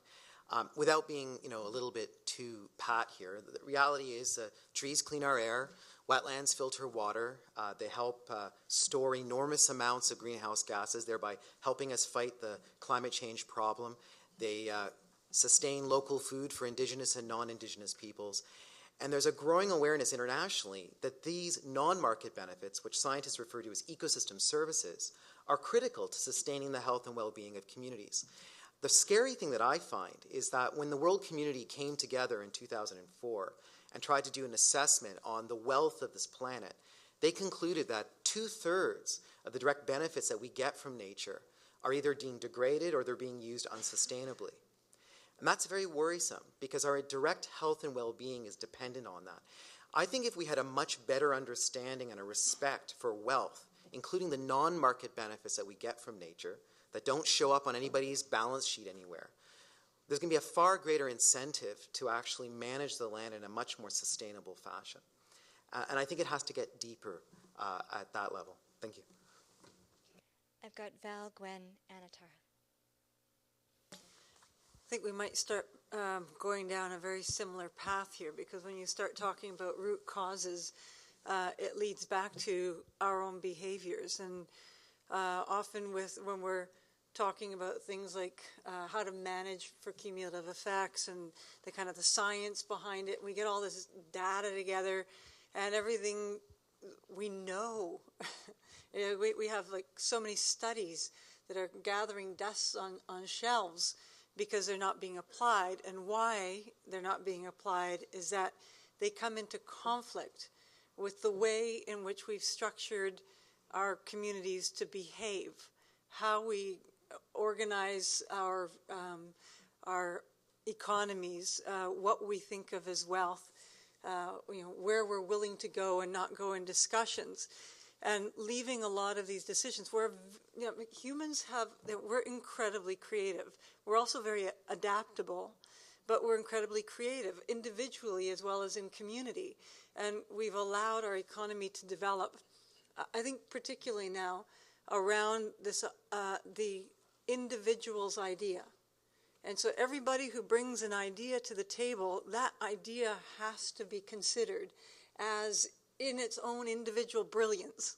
And what ends up happening, as I would say one of the root causes, is that we are reticent to, and this is increasing within governance structures in Canada, across North America, and probably around the world, that we're less and less willing to give governments or communities the ability and the right to set thresholds for how we behave economically, to drive, to set, let's say, science-based thresholds on what can the water ecosystem deliver sustainably, what can the forests actually allow to be extracted, and then only allow the kinds of ideas that fit within that threshold to come to bear fruit, and to think of that over time, to not give it all away all at once, but think about who might need the opportunity in the future as well, so well within precautionary limits.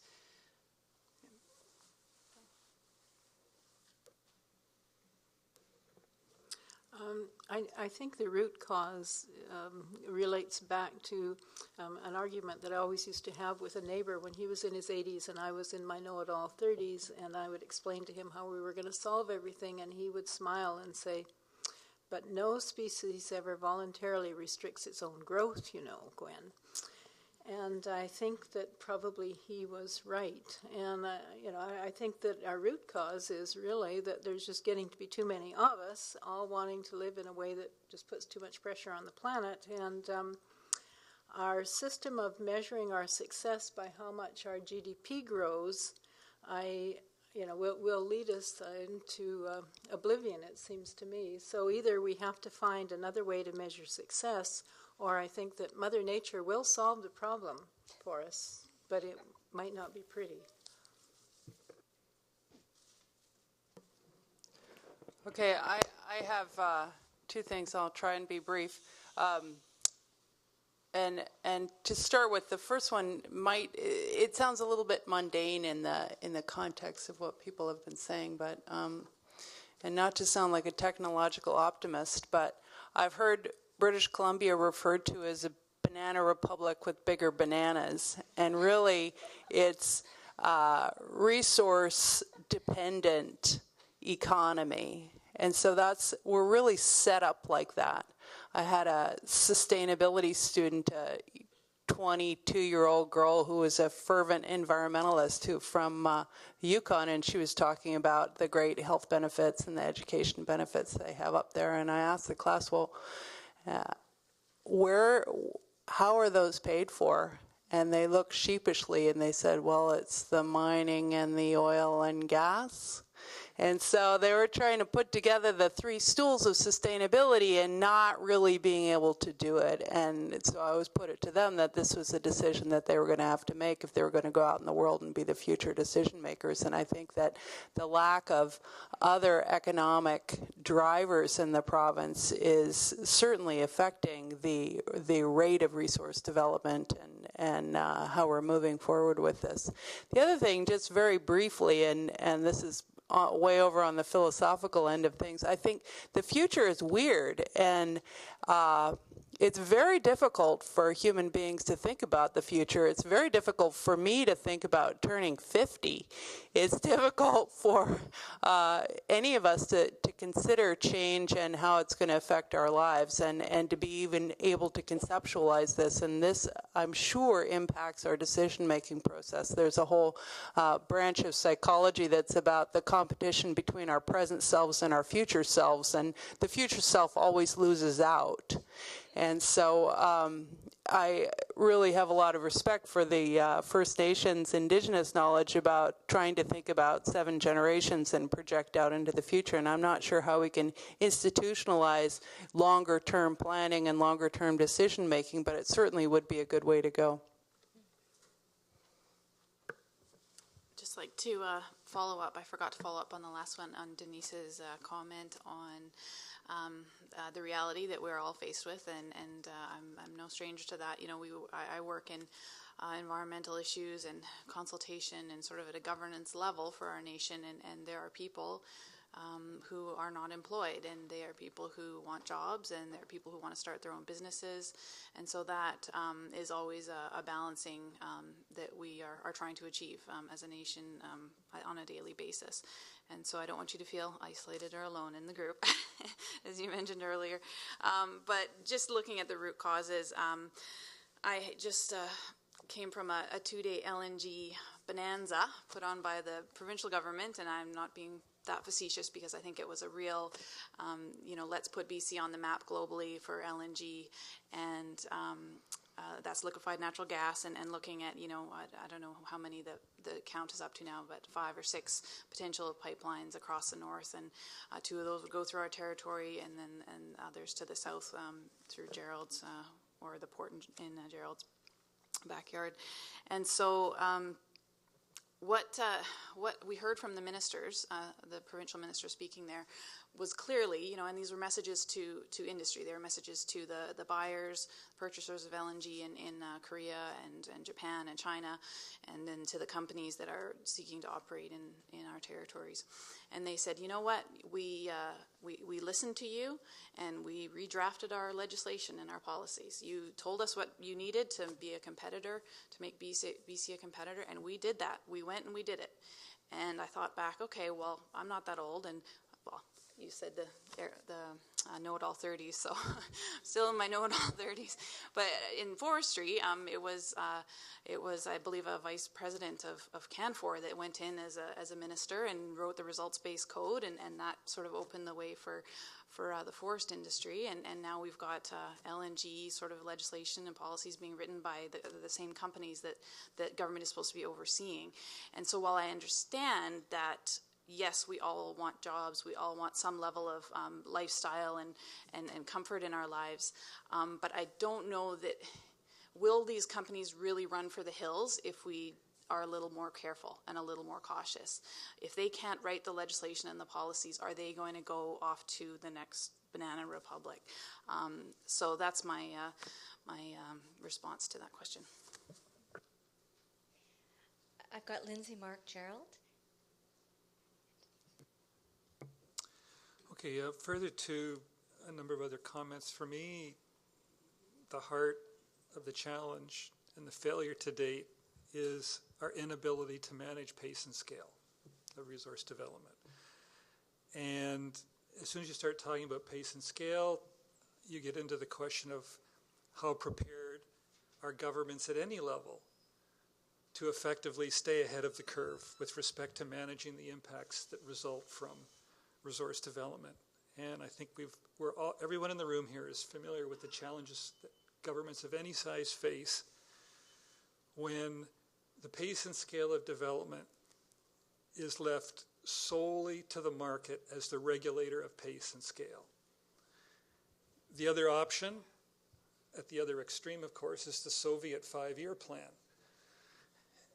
And I guess my question for all of us is, well, if we're looking at a regulator, and I mean regulator as like in a governor, to govern or manage or control pace and scale, what does that look like? What would that require? And it strikes me one of the things it's going to require is tremendous leadership. Because at some point it does get down to this question of wealth and the distribution of wealth. And when all the wealth is going to the immediate present, another word for it is greed. It wasn't me, it was Joseph Stiglitz who used that word when he was describing the financial collapse several years ago in the United States. What were the grounds for the collapse? Human greed. And so one of the questions I guess we all have to address is this question of the distribution of the benefits from development between present and future generations. And of course that lies at the heart of the sustainability question and considerations. I think the other thing is, with respect to pace and scale, it's this issue of leadership and decisions. And I can think of a couple of examples where on a very large project there was tremendous leadership shown in the case of, for instance, and I mentioned it earlier tonight, Tom Berger, or in the case of onshore and offshore oil and gas development in the Canadian Arctic, he said, I'm recommending a 10-year breathing period to enable Aboriginal peoples in this area to conclude agreements, to conclude treaties, to give them the tools to manage these developments effectively. Now, whether or not the force of that recommendation alone was what allowed that recommendation to prevail, or whether it was the markets and the collapse of oil and gas prices that did it for Canada, remains to be seen. But I think that this issue of pace and scale and leadership and decisions is an absolutely critical one. And I take the point about thresholds. In the absence of thresholds, in the absence of targets, again, it's this question of how fast and how much. And I think we need those. We need some benchmarks. We need some guidance. They don't have to be legally binding. Even if we just head them out there as something to kind of do it to measure ourselves against, that would be something that's better than the current circumstance where there's very little, if not nothing. So I've got Mark, Gerald, Denise, and George, and then I'm going to shift the conversation a little bit to start looking at some drivers for change. So I've given this one quite a bit of thought for the last couple of days here. And, I agree on some of the underlying causes, and I think, Lindsay, and you've talked about them. But from a more pragmatic, kind of proximate piece, I got three things that are undermining our ability to manage CE. One is we don't agree what CE is. You could take all 11 of us, put us in separate rooms, and you're probably going to get separate answers on what we think CE is. That's not limiting. It can be dealt with. It's like early stages of land use planning back in the 90s, where we had to figure out what it is. That'd be my first one. Second one is I don't think we all agree on what success looks like. And yes, we can have a Pollyanna worldview where everyone is rich and your environment's great, but I think we need to more articulate kind of what that success looks like, what are the measures. And the third one that's kind of underlining and inhibiting our ability to deal with CE is, again, that's been brought up, I think Georgie brought it up, is our decision-making model. It's immediate, it's ad hoc, it's based on best available information, but what it does, it leads us into a case-by-case basis where over time, all of these decisions add up, and we unwittingly or unknowingly end up in a place that we didn't think we were going to get to. And I think we need to kind of deal with that. And as Tom's alluded to, I think everyone is alive at all levels of government and First Nations that we need to look at a different decision model, and I think that's starting to happen. Thank you. Gerald. And I'm just going to get you to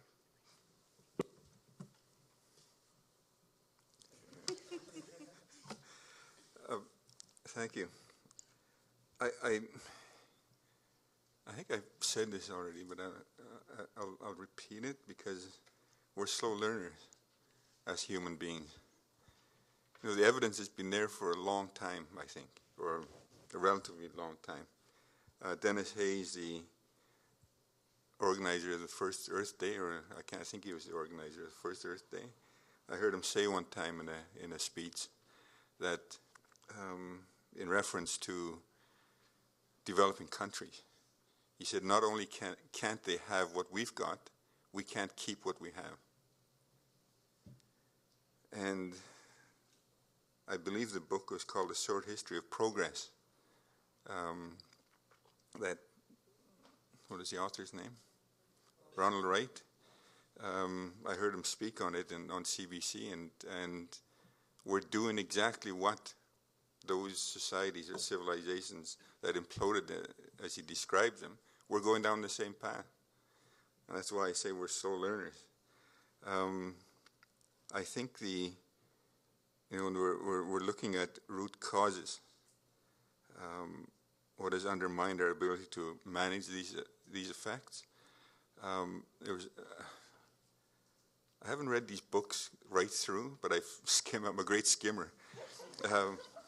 But there is another one written by a fellow that was a fifth generation from a family that worked in India. And I think the name of the book was A Just and Lasting Change, where his family documented how change took root and how it was sustainable. And I think that we do well to read his particular book collectively and try to figure out how we can implement some of the suggestions that this author made, because it's we're all in it together. I mean, with respect to pragmatic, I understand we're not going to always agree on what the root causes might be or where it is, and we might not agree on what success looks like. But I think that there's an understanding developing now worldwide. And I say that because I was in China not too long ago with Coastal First Nations, who have a joint venture with a Chinese company raising scallops up in Prince Rupert. And one of the business people there, we want to look at what success looks like. This fellow, through an interpreter, said to us, the sooner the human family understands that we're all in it together, that what we need is clean air, clean water, and happy people, the sooner we'll make inroads with respect to the problems that we've made for ourselves. That would be success.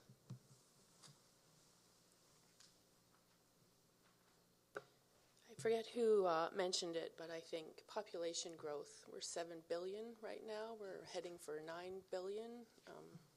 We have a tiny, rather tiny planet, but from a business point of view, population growth is an opportunity. I mean, we all want stuff. We all need things, from the infrastructure that we have built for ourselves to provide water and transport our cars and fly around the world on our vacations and all that kind of thing. Also from a business point of view, we were talking about decision making, and jurisdictional overlap is a huge issue. It's hard to get things done and do it the right way when you don't know who your master is, or when the masters are having fights about who is in charge. And in terms of, there was some discussion around lack of decision-making structures or changes to decision-making structures. I don't think any of our systems adequately articulate how to make trade-offs. Having worked in government for a long time, I struggled with that as a recommender to ministers on decisions. And often what has happened over the last number of years is that we use the regulatory process, which in some ways is almost a checklist approach to debate policy issues. And that's really frustrating from a business point of view. We want to know what the policy constraints are and what the trade-offs have been made in a global way, in a sense, so that we know with certainty the kind of developments that can be done and under what terms they can be done. And right now there's a lot of uncertainty and push and pull and not knowing, and you think you can do one thing and you get into a regulatory process and you end up in court because the policy discussion hasn't been had around what you are allowed to do and how you're allowed to do it. And I think a lot of decision making these days is done by polling. Take a little read of what the public thinks around a particular issue, and it goes to some points that you made earlier about using science and information and evidence and acknowledging that we will not know everything and that we will have to make decisions under uncertainty, and then being willing to experiment a little bit with that rather than just banning something outright because we're afraid. Although sometimes we do need to say no, and industry understands that. George.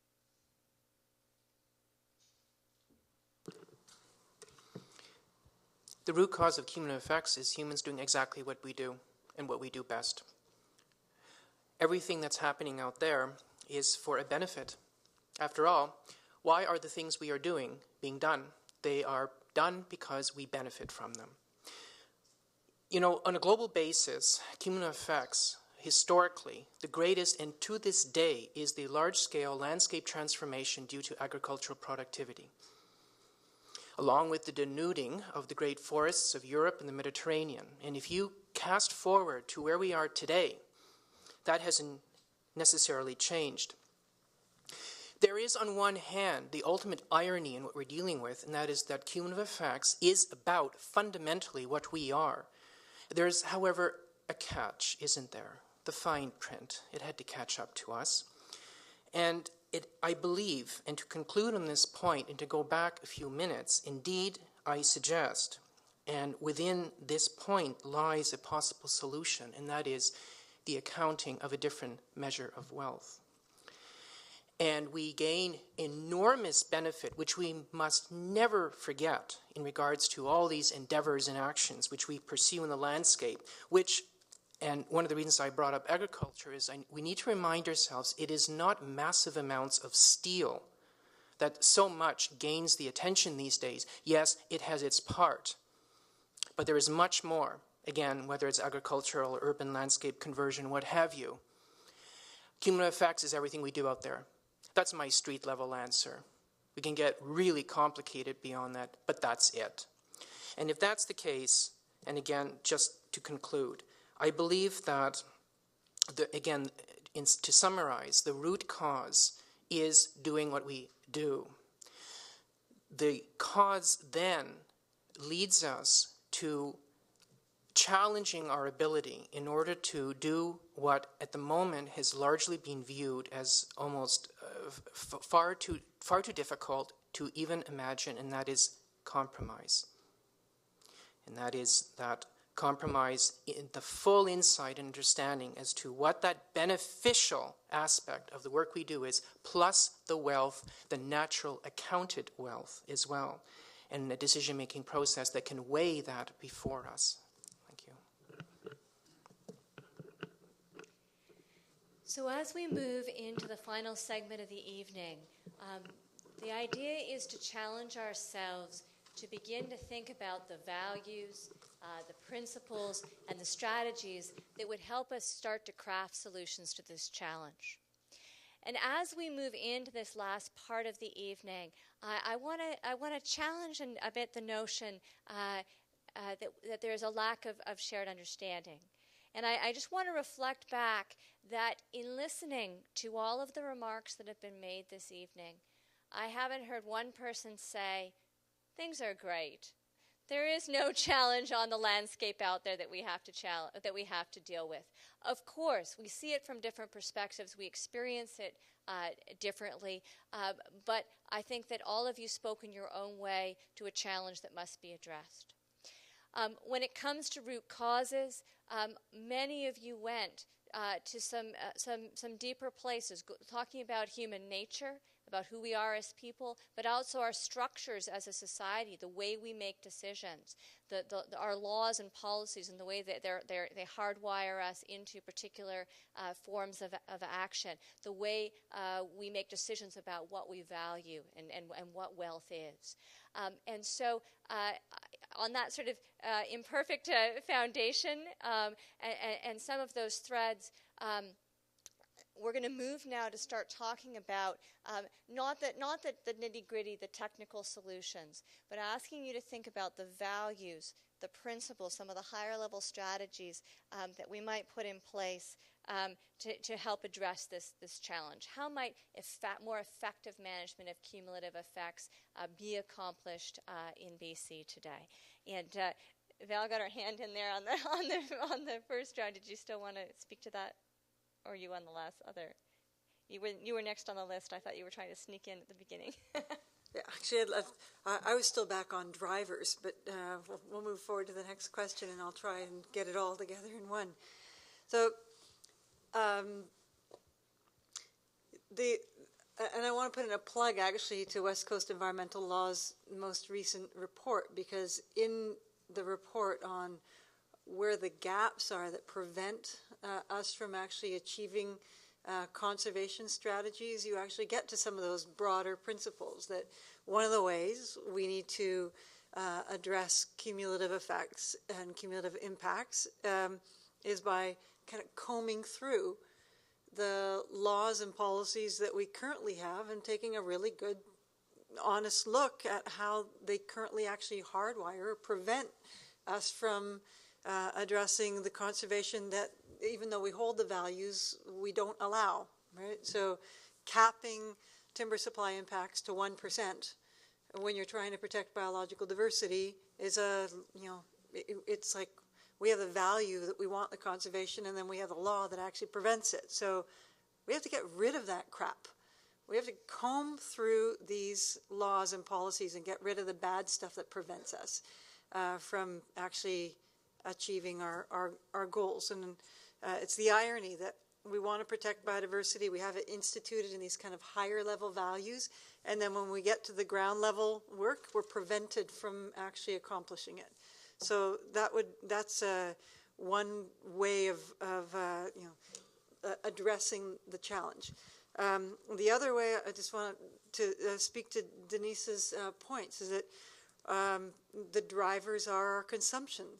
The way in which we consume, and we have this feeling that we can't actually, I want to say the royal we, societally, we feel like we can't actually question that driver without being absolutely marginalized within our society. And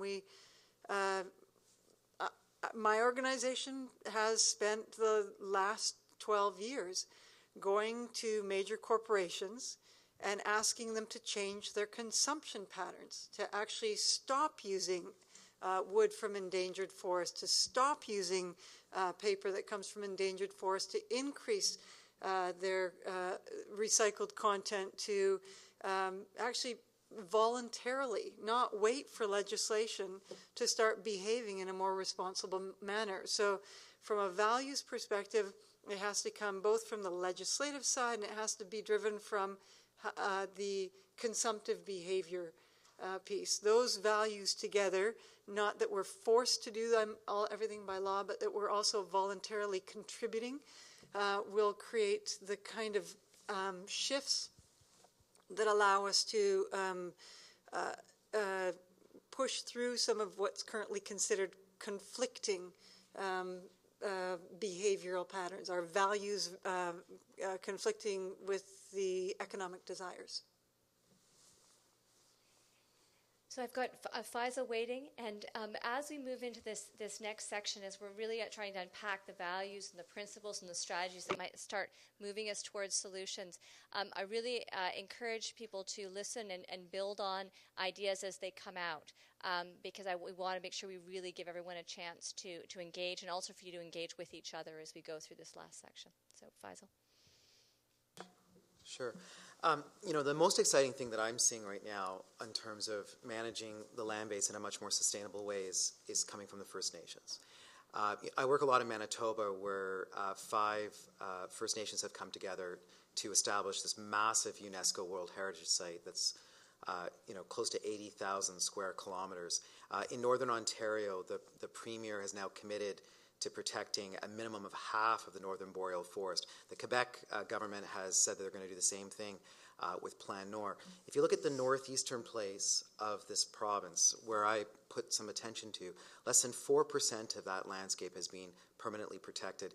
And nevertheless, the First Nations have come together and they're trying to establish a 90,000 square hectare protected area, a tribal park that will protect caribou habitat, but will also sustain the traditions of their communities. The key thing for me is that we've largely gotten into this mess because of a laissez-faire attitude towards managing the industrial footprint. We can't have that, and I think we need to be really ambitious and really explicit. There are scientists now that are saying that nature needs half.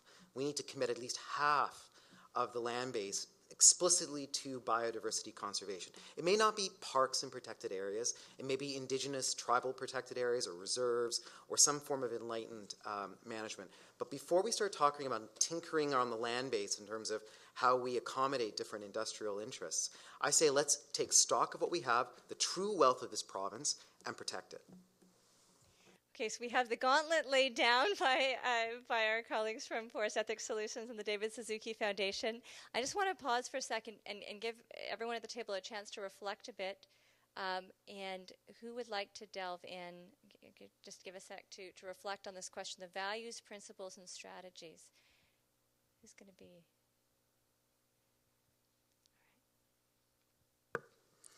Thank you. I'll be as specific as I can. I wanted to cover all the main points. So looking at our land use plan and how we arrived at that, dealing with forestry, we implemented some land use zones, including water management units, ecosystem networks, and old growth management areas that where there is no logging and there are some significant limitations on other industrial activities.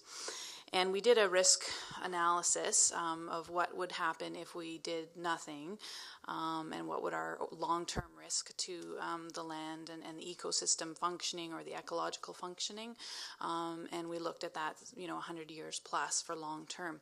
And then we said, okay, well, what will that risk look like if we implement these land use zones? And it was significantly decreased, and it looked a lot healthier.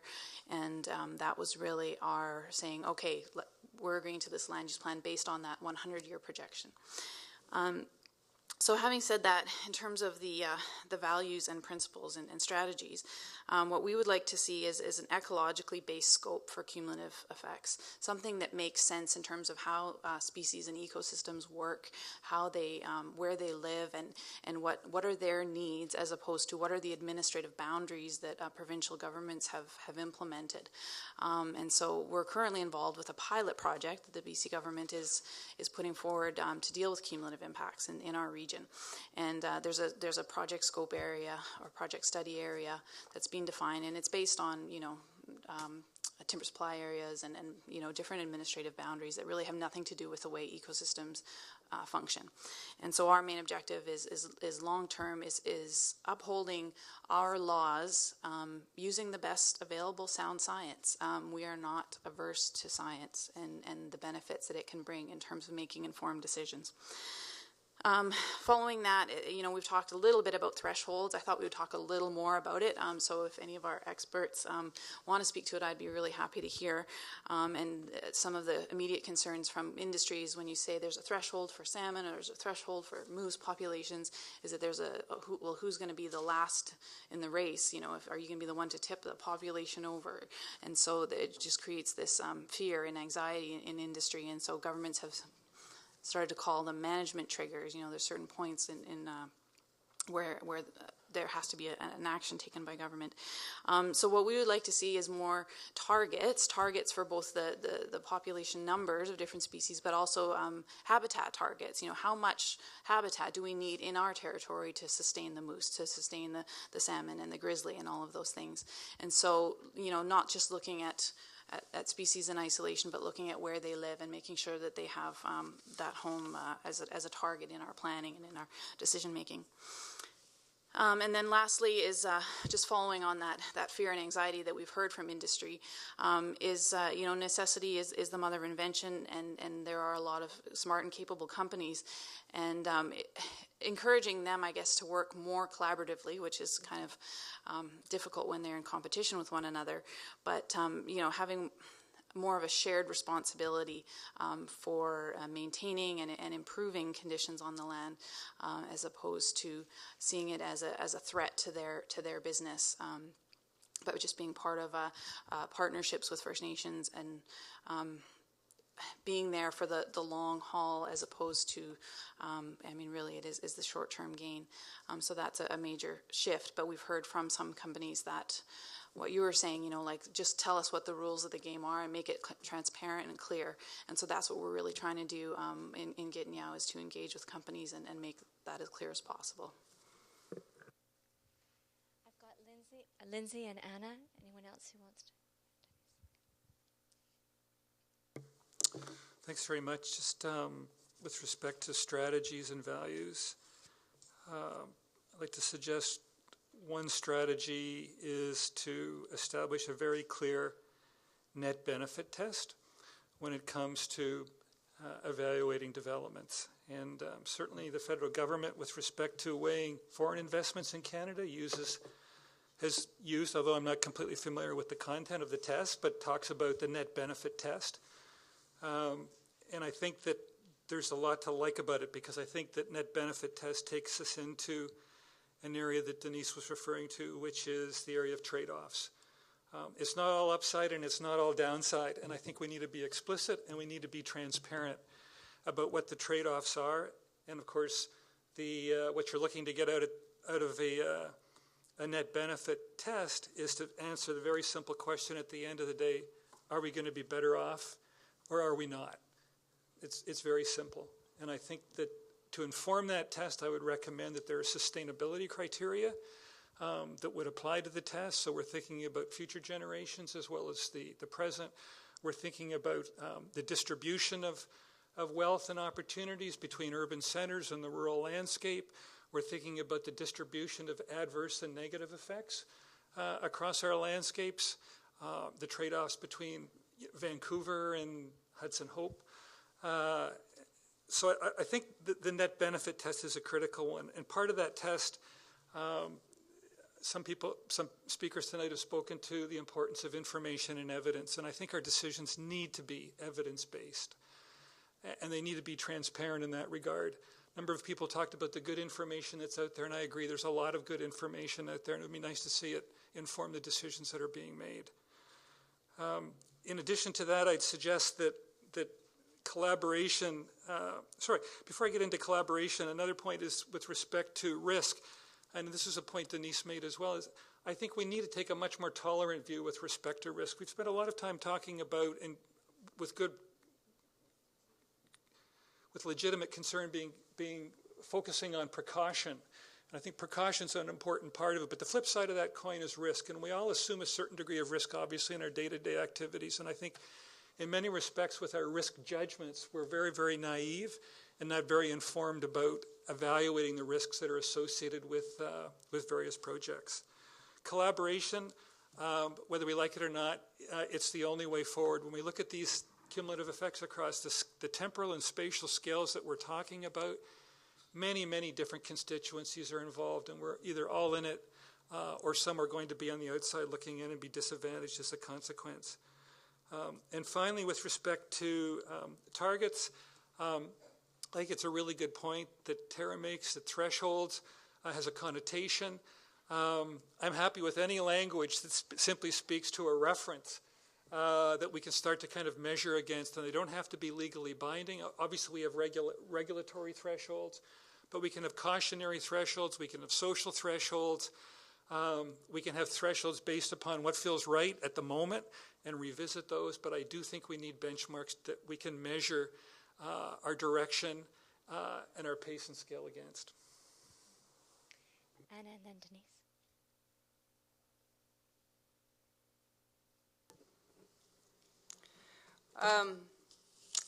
I think that a lot of what people have been talking about here has had to do with creating buffers and being conservative in terms of how fast we're moving, how much we're cutting down of the forests at any one time, how much we're digging out of the ground at any one time, how rapidly we're licensing water supplies.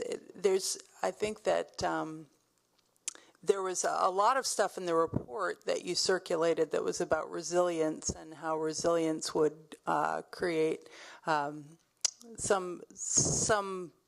That's the goal moving forward with climate change. And the way that you get to resilience is by leaving yourself some space, so you don't have to fully allocate all the water in the stream. You don't have to try and optimize your cut so that you get as much as possible as quickly as possible. You just leave yourself some space, because that wood is going to be worth something in the future, and the water is going to be worth something in the future, and you be conservative and you leave yourself some space, because it is an uncertain future and we don't really know where we're going. I think so that was one point I wanted to make, but also when you have this world of 9 billion people, it's very crowded, and there isn't really anywhere to throw stuff away anymore. There's no back 40 where you can dump your trash. We're all highly connected, and my observation in the Okanagan is that the reason why there's so much community support for water protection and all issues having to do with water is because there's such a fierce love of the landscape there. And I know that that's true for many of the people here at the table, but if we can reinforce that in different ways so that people are recognizing that it's not appropriate for huge parts of the province to be just trashed, so that they have that allegiance to the larger landscape of the province and understand why it's important to them. I think that that's an important value. I've got Denise and Tom, and as we go, we have just a few minutes left here thinking about the values, the principles, and the strategies. We've heard a lot about both leadership and collaboration, and I'd encourage people to be thinking about some of the structures and suggestions around that. And also with respect to models or successes from other jurisdictions. Are there things that people want to bring into the room in the few minutes we have left? So just to leave that with the others who are still perhaps thinking about how they'd like to respond to this one. So Denise and then Tom. So it's kind of addressing both the last question and this one. But I think that the first thing we need to do is take cumulative assessment out of environmental assessment. Companies can't really do cumulative assessment on a single project. We don't have access to other people's information, which is usually proprietary or in some ways. And that's not our job. Our job is to focus on how we build a good project. Cumulative impact assessment is actually government's job, and industry's job is to gather the data in the best way possible to facilitate the conversation that then goes on within government around the public interest trade-offs that are made around developments in a place, whatever that place is. It could be a small place, a province, a country, whatever. I also think that we need to use more scenario planning, and I actually don't object to the word threshold, and I don't think companies would either. I think what we object to are vague hopes and aspirations that you can't in any way wrap your head around what they mean. And going back to my earlier comments, you can't make decisions about investing sometimes billions of dollars worth of capital. In terms of objectives, those are often wishy-washy and not very well articulated either, and I think that has to be worked on. I think you can also use a risk assessment framework, and I'll give you two examples. I did write a paper, if you guys want to look at it. It's on the Business Council site. One is from the U.S. Environmental Protection Agency, Framework for Ecological Risk Assessment and Guidelines for Ecological Risk Assessment. And I actually think that's a really good starting point for how we think about risk. The other is actually the Ministry of Environment, and I had a hard time finding this because it's old, but it's Environmental Risk Assessment, an approach for assessing and reporting environmental conditions. And that's in BC. We have that. That's in your ministry. We don't need to invent something new. We already have a whole bunch of tools. The other key thing from my perspective is GIS. We humans are visual beings. We have a really hard time processing data that is 15 decimal places in depth and intersecting. But we are really, really good at making, as Daniel Kahneman would talk about, System 1 decisions, which are, for the most part, intuitive, responsive, evolutionary, and visual. And if government were to invest, we have our IMAP right now, but I think it's kind of, the data isn't necessarily all there. GIS and layering data along with risk assessment and scenarios, that would be a good model to start from. But vagueness and objectives which aren't written properly because they're too mushy and don't mean anything, and thresholds that are aspirational rather than concrete, industry cannot respond to that. And we cannot do cumulative impact assessment. We just can't. We can be part of the puzzle that builds the picture of the choices that we make in whatever place we are, town, larger urban center, province, country, ultimately the world. And one point, somebody was talking about, I think you mentioned it, around the measuring the wealth of nature. First of all, just a reference to 1977, Marilyn Waring, New Zealand MP, fabulous book, If Women Counted. For all you women out there, you need to read it because our value, what we bring to society, is completely undervalued. The other thing is there's the United Nations, I don't know what it stands for, TEEB, and they're actually trying to do establish the kind of, we call it greening GDP. What does it mean to actually measure and include in the equation around investment decisions and economic choices, those non-monetized qualities that we can only, because our brains are fairly, they have a challenge with System 2 things, which is data, to analyze that stuff. So that's, anyway, there you go. Thank you. You managed to actually pack a huge number of important resources into your brief remarks, so thank you. Tom, and then George.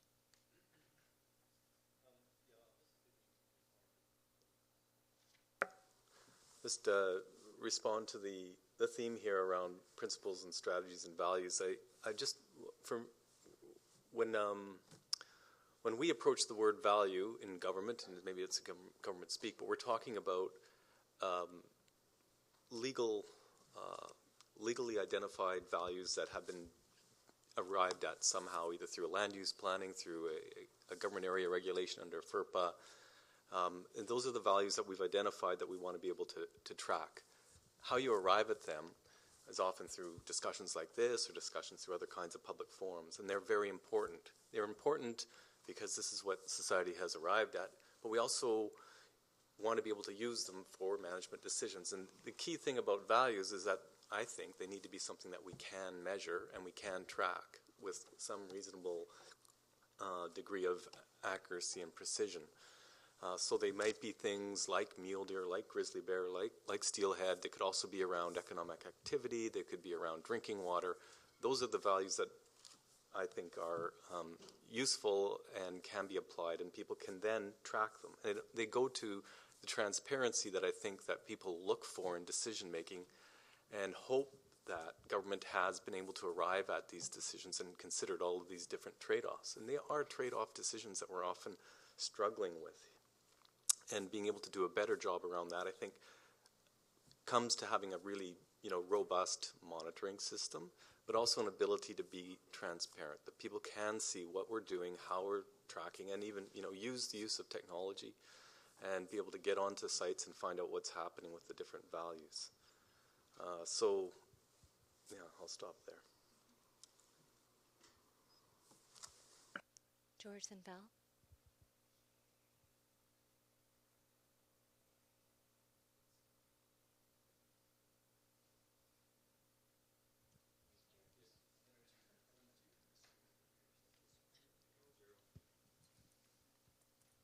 That one works. So, Occam's razor, when faced with an apparently utterly intractable, complex problem that has no apparent solution, you sit back and you look at the simple solution. Is it not the case that we actually have, in multiple faceted fashion, multiple opportunities right now, which everyone during the entire course of this evening has indicated, understandably, frustration with? And yet, within, for example, first of all, the democratic process that we have of decision-making, we have elected representatives who act on our behalf to make decisions. Some will say, well, it hasn't worked terribly well. I say, well, just a minute now, a glass half full. It provides huge opportunities, but not alone. And so, continuing on, indeed, and I'll move towards examples of success stories, indeed, but that brings with it, for example, the test of individual project applications under the public interest test. So when you hear and read about these large projects which are going through the environmental assessment process, and they are all tested under the public interest test, whether it's by whatever regulatory body. And the principles that apply to that is a very large one, in which a unbalanced decision is made in consideration of many matters. And some will say, well, that's fine, George, but it's still not enough because the evidence is still out there, things are still happening. Okay, fine. Regional land use plans. Regional land use plans is an example that I think have some of the greatest opportunity. Clearly, though, they need the backbone of statutory provision through legislation, otherwise they will not be able to be successful. I would suggest that it's not very well known, but north of 60 in the Northwest Territories, if you go right from the Beaufort Sea right down to the border with Alberta and BC, you will see that that entire landscape is covered by the equivalent of land use plans, which either through the provision of settled land claims or other provisioning acts provide enormous opportunity. And I go back to almost full circle to the beginning of this evening when Lindsay had mentioned a publication that I would like to accompany with The Landscape by Design, which was a seminal piece that essentially began the process which today is realized in our GISs, in our regional land use planning, which is we essentially parcel the land and water. And by a judicious insight, determine to what degree we may make compromises within the land of our jurisdiction. And in the process of making compromises, accept through the equivalent of ecological offsets, the allowance of wealth here and pursuit of other measures there.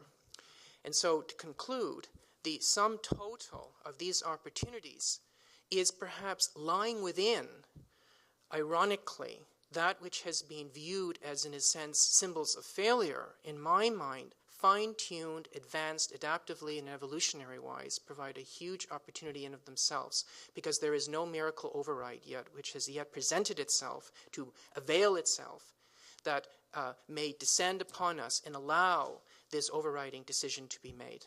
Thank you.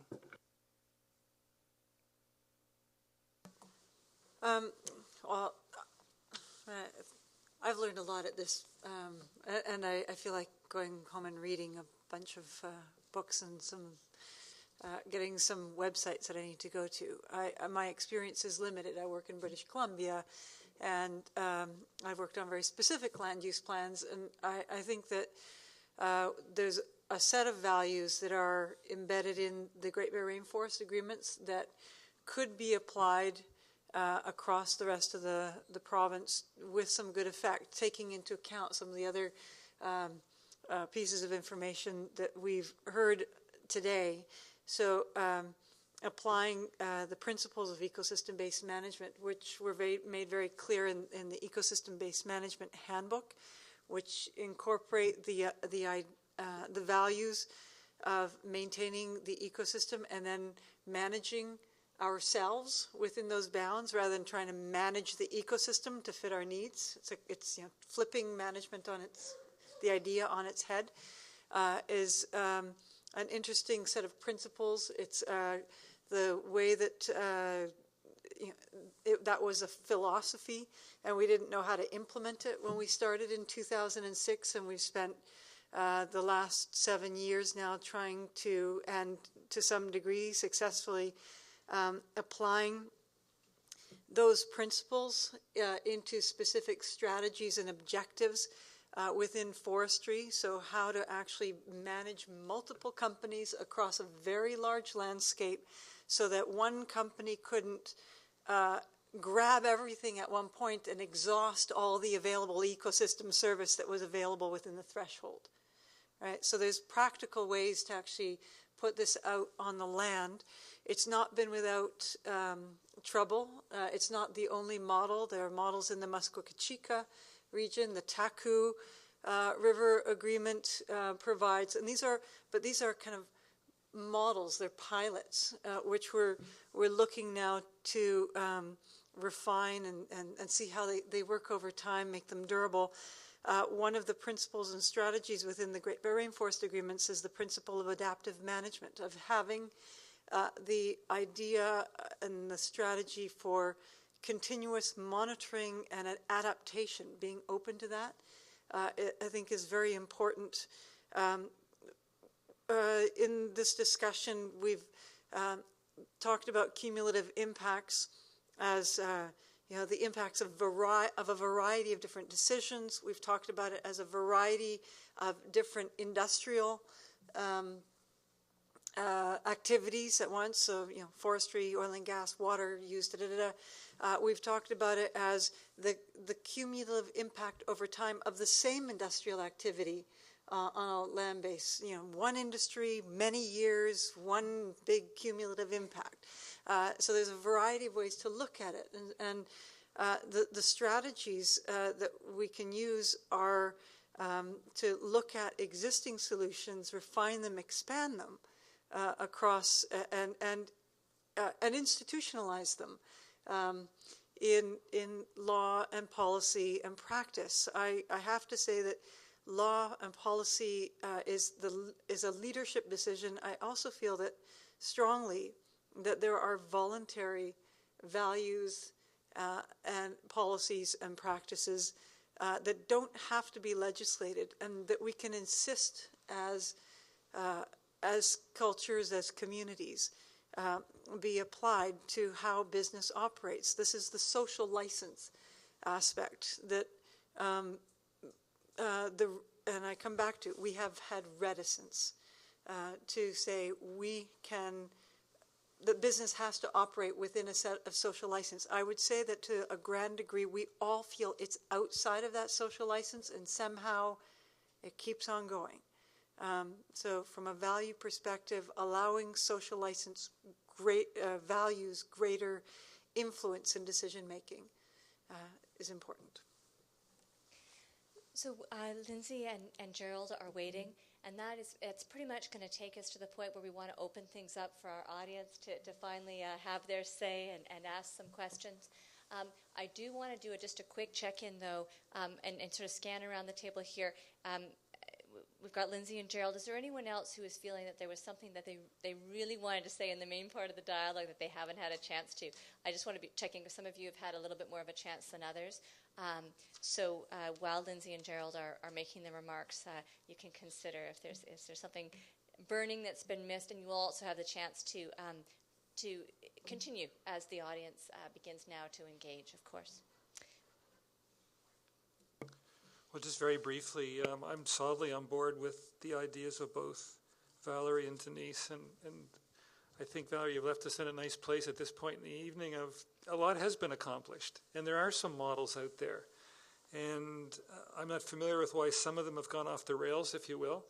But I think earlier tonight, Mark, you mentioned your experience with CORE and the Stephen Owen exercise, and that was a messy exercise. But the point is, it brought people together, and it did attempt to be collaborative, which doesn't mean you all agree, but there was an effort to kind of do that. You give the example of the Massachusetts, which was,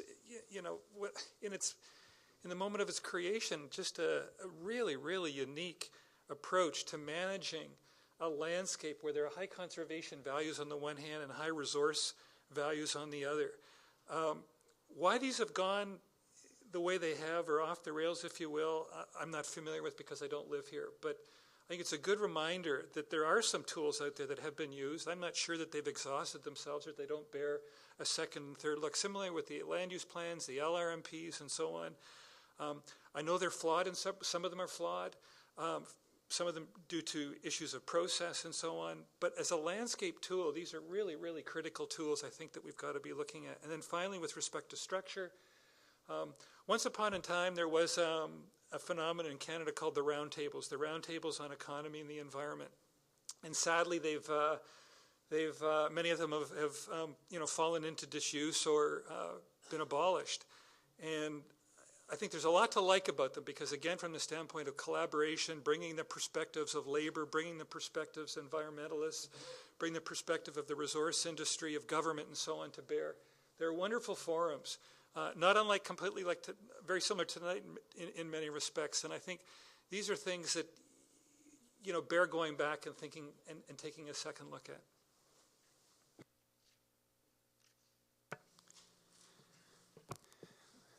I'm not going to take much time here. I think I've said this already, but I'll repeat it. The sooner the provincial and federal governments, probably provincial at this point, I guess, come together with First Nations governments and groups on this issue, the better. I think we'll all lose a lot if there's no collaboration. I mean, to me, it's as simple as that. And I want to, I never done this to begin with, thank you, Jessica, for bringing us together. As my good friend Bruce says, you bring people together, good shit happens. and I like to think that's true to a large degree. And I'm going to ask you indulgence, Jessica, at the end of this, at some point, I'd like 3.5 minutes, not for myself, but to see if something will work. Some magic will work here so that the people here can hear a song I'd like to play for them, coming from a young lady even up north. I think that would be wonderful. All right. So barring burning comments, we are going to now open things up to the audience. I'm sure there's going to be a pent-up demand. You've been sitting so patiently. I'm actually just going to suggest for those who wish to, please do just stand up and stretch for a second. Grab yourself a glass of water if you need to. We're going to continue for about half an hour now. Let's keep our energy high, and please take advantage of the wealth of knowledge and experience here in the center of the room. And I also encourage you, as we move into questions, to maintain, to strive for the same tone that I think that our dialogue participants have exemplified, in the sense of respectful openness and listening as we jump into the discussion. So feel free to stand up, stretch, grab yourself some water, and bear with us for a little bit longer. Now's your time.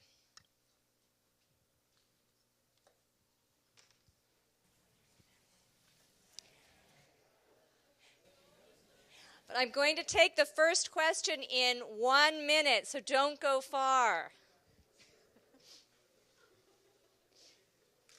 Someone, Tara's, all right, we got one over here.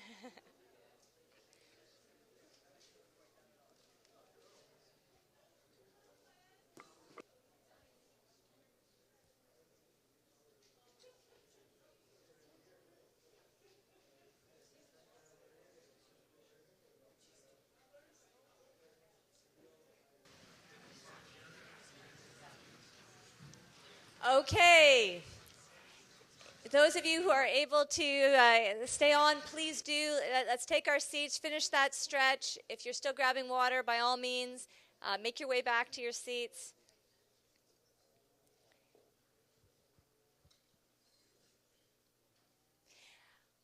All right, if your question is directed to a specific member of the dialogue group, please say so.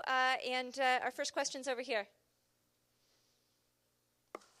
Okay, thank you very much. Little bit of a preface. First of all, thank you very much. What an awesome opportunity. Thank you to the West Coast Environmental Law for putting this on today. My name's Barry Wilson. I work with an Aboriginal company in British Columbia, Nietzsche Environmental. I've been having a hard time staying in my seat all night because I've been working in cumulative effects management frameworks for the last 10 years in Western Canada. And I have to say, I was a little bit surprised that nobody mentioned the Alberta Land Stewardship Act tonight as a possible legislative instrument to bring together comprehensive and holistic cumulative effects assessments at a regional level. I think there's 4 principles or strategies that you were talking about that I think come to bear when we're thinking about how to make this part of a legislative framework. One is it needs to be a holistic perspective, and that was mentioned tonight. That has to include all anthropogenic disturbances as well as natural disturbances, and it has to look back at historic times pre-European settlement. Regional strategic direction was mentioned tonight as a powerful tool, and I totally agree. I think the regional plans set the framework within which individual projects can be assessed, and that's where the thresholds come from. And those have been set in places like the Alberta oil sands. In fact, thresholds were set by industrial proponents there. They even wrote letters to the Premier asking the Premier of Alberta to stop selling leases because they could see what was coming down the tracks. So with regards to thresholds, I would suggest that one specific quantified number is too difficult to maintain, and we should be looking at ranges. And that entertains our ability to deal with different groups' tolerance to different risks as we go into the future in uncertainty. I think something else that has to be a key principle is that we need to look at legacy investments in our communities. So as we look at these mega projects that come through, especially our Aboriginal communities, we need to look at legacy that stays within the communities long after the pipeline or the development is constructed. And lastly, I want to say something about resilience, and we need to understand, I guess, and think back. Many of you will have probably studied under or read Buzz Holling's work. You may have read he and Gunderson's book, Panarchy. I think we need, as we look forward in planning for resilient economies, resilient culture, and resilient environments, we need to understand that change is pervasive and constant. And Anna actually brought this up tonight, that we need to leave some room so that we can have some flexibility in the future to adjust and to move with that. And that's how we will maintain resilience. So thank you very much. Thank you. Thank you. I'm a conservation biologist by background, and that would suggest that I work in conservation and biology, but the reality is that most of my work is about conflict resolution and being a psychologist dealing with human issues. Lindsay began speaking about cumulative effects from a temporal scale and the concept of new normals. I've helped to develop conceptual tools for cumulative effects and stressed the need to integrate shifting baseline syndrome into the mix, and it's often not talked about, and it should be. If you don't consider the way that human values and perceptions can be unconsciously influenced over time, basically disconnected from the normals of the past, you cannot fundamentally address cumulative effect impacts. So if, as an example, I see that my degraded environment as being normal, I will do little to fully understand the significance of the losses that have been incurred. Fewer and fewer individuals have generational or temporal continuity with their landscapes, their communities, or our life-sustaining living systems. This is even more evident in our increasingly urbanized communities, which are also the seats of decision-making for the most part. Such disassociative behavior is dangerous and a significant barrier to effecting change. So the question is, how do we actually go beyond the voices in this room and reconnect society as a whole in the ways that need to happen for the benefits that we're talking about? Thank you. My name is Reg Whiten. I'm a land use planner and watershed stewardship consultant based in northeastern BC. I do believe this conversation tonight is an important one to start, and we can build a lot on what's been happening in our region and elsewhere in the country. I'm struck when we ask the question about values and the orientation that we're having, whether we need to actually express the words about respect and trust. Words like integration, what does that really mean? We haven't talked about social cultural dimensions of a cumulative impact, whatever we like to call it in the north. It's severe. I come from a community amidst this for the last 20 years, have seen such tremendous social and cultural change in the communities. My grandchildren, I wonder, will have the ability to exercise their treaty rights.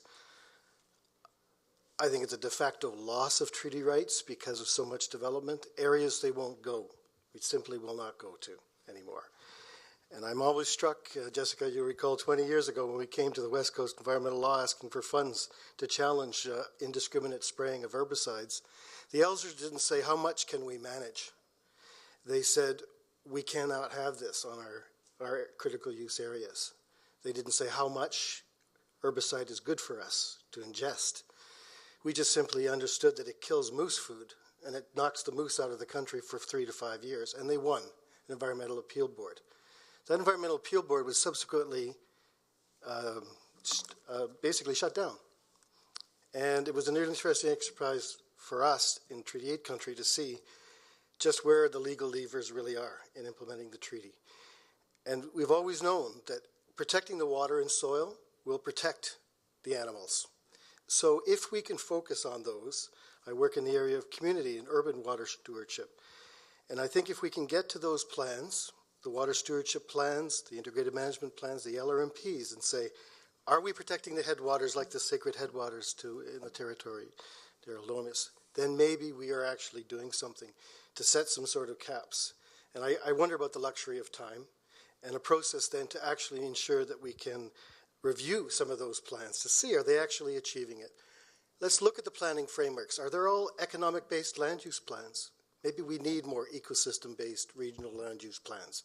It tells us what the limitations are.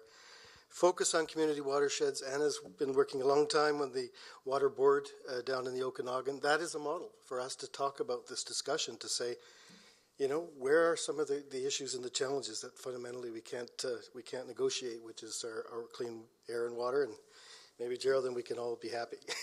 Thank you. Thank you. I've got Anna and then Gerald. Can I get a sense of how many people are waiting? I just want to, okay, 4 or 5.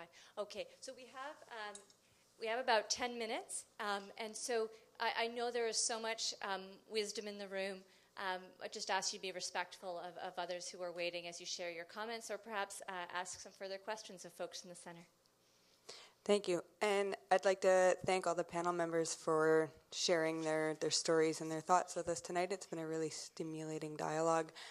My name's Anna Johnston. I'm a lawyer here in Vancouver. My practice focuses primarily on public interest, environmental, and Aboriginal law. I have a question specifically for Lindsay, who I have the pleasure of finally meeting tonight after we've exchanged emails a fair bit.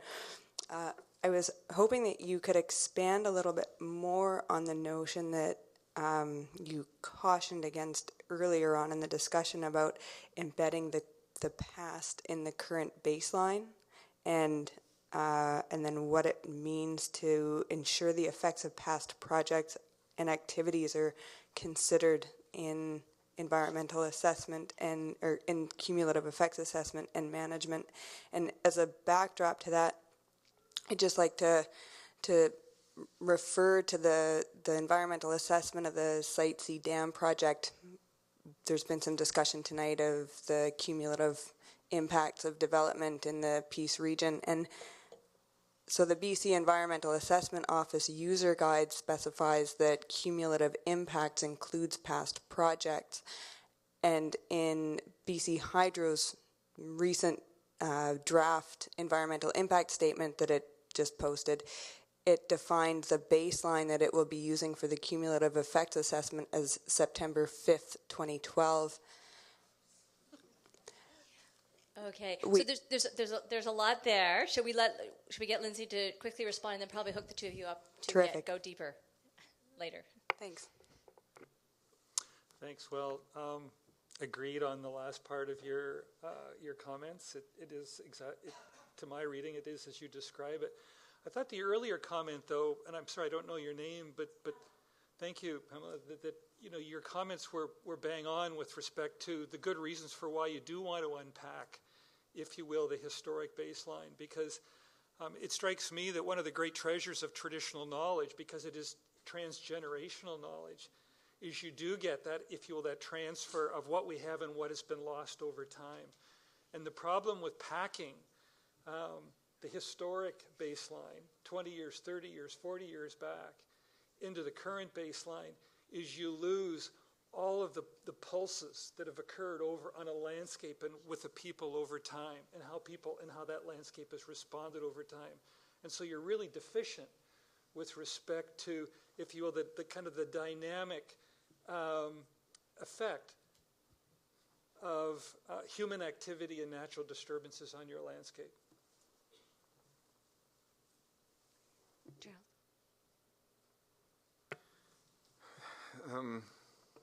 There's a couple of things here that have come over, something that you said, Pamela.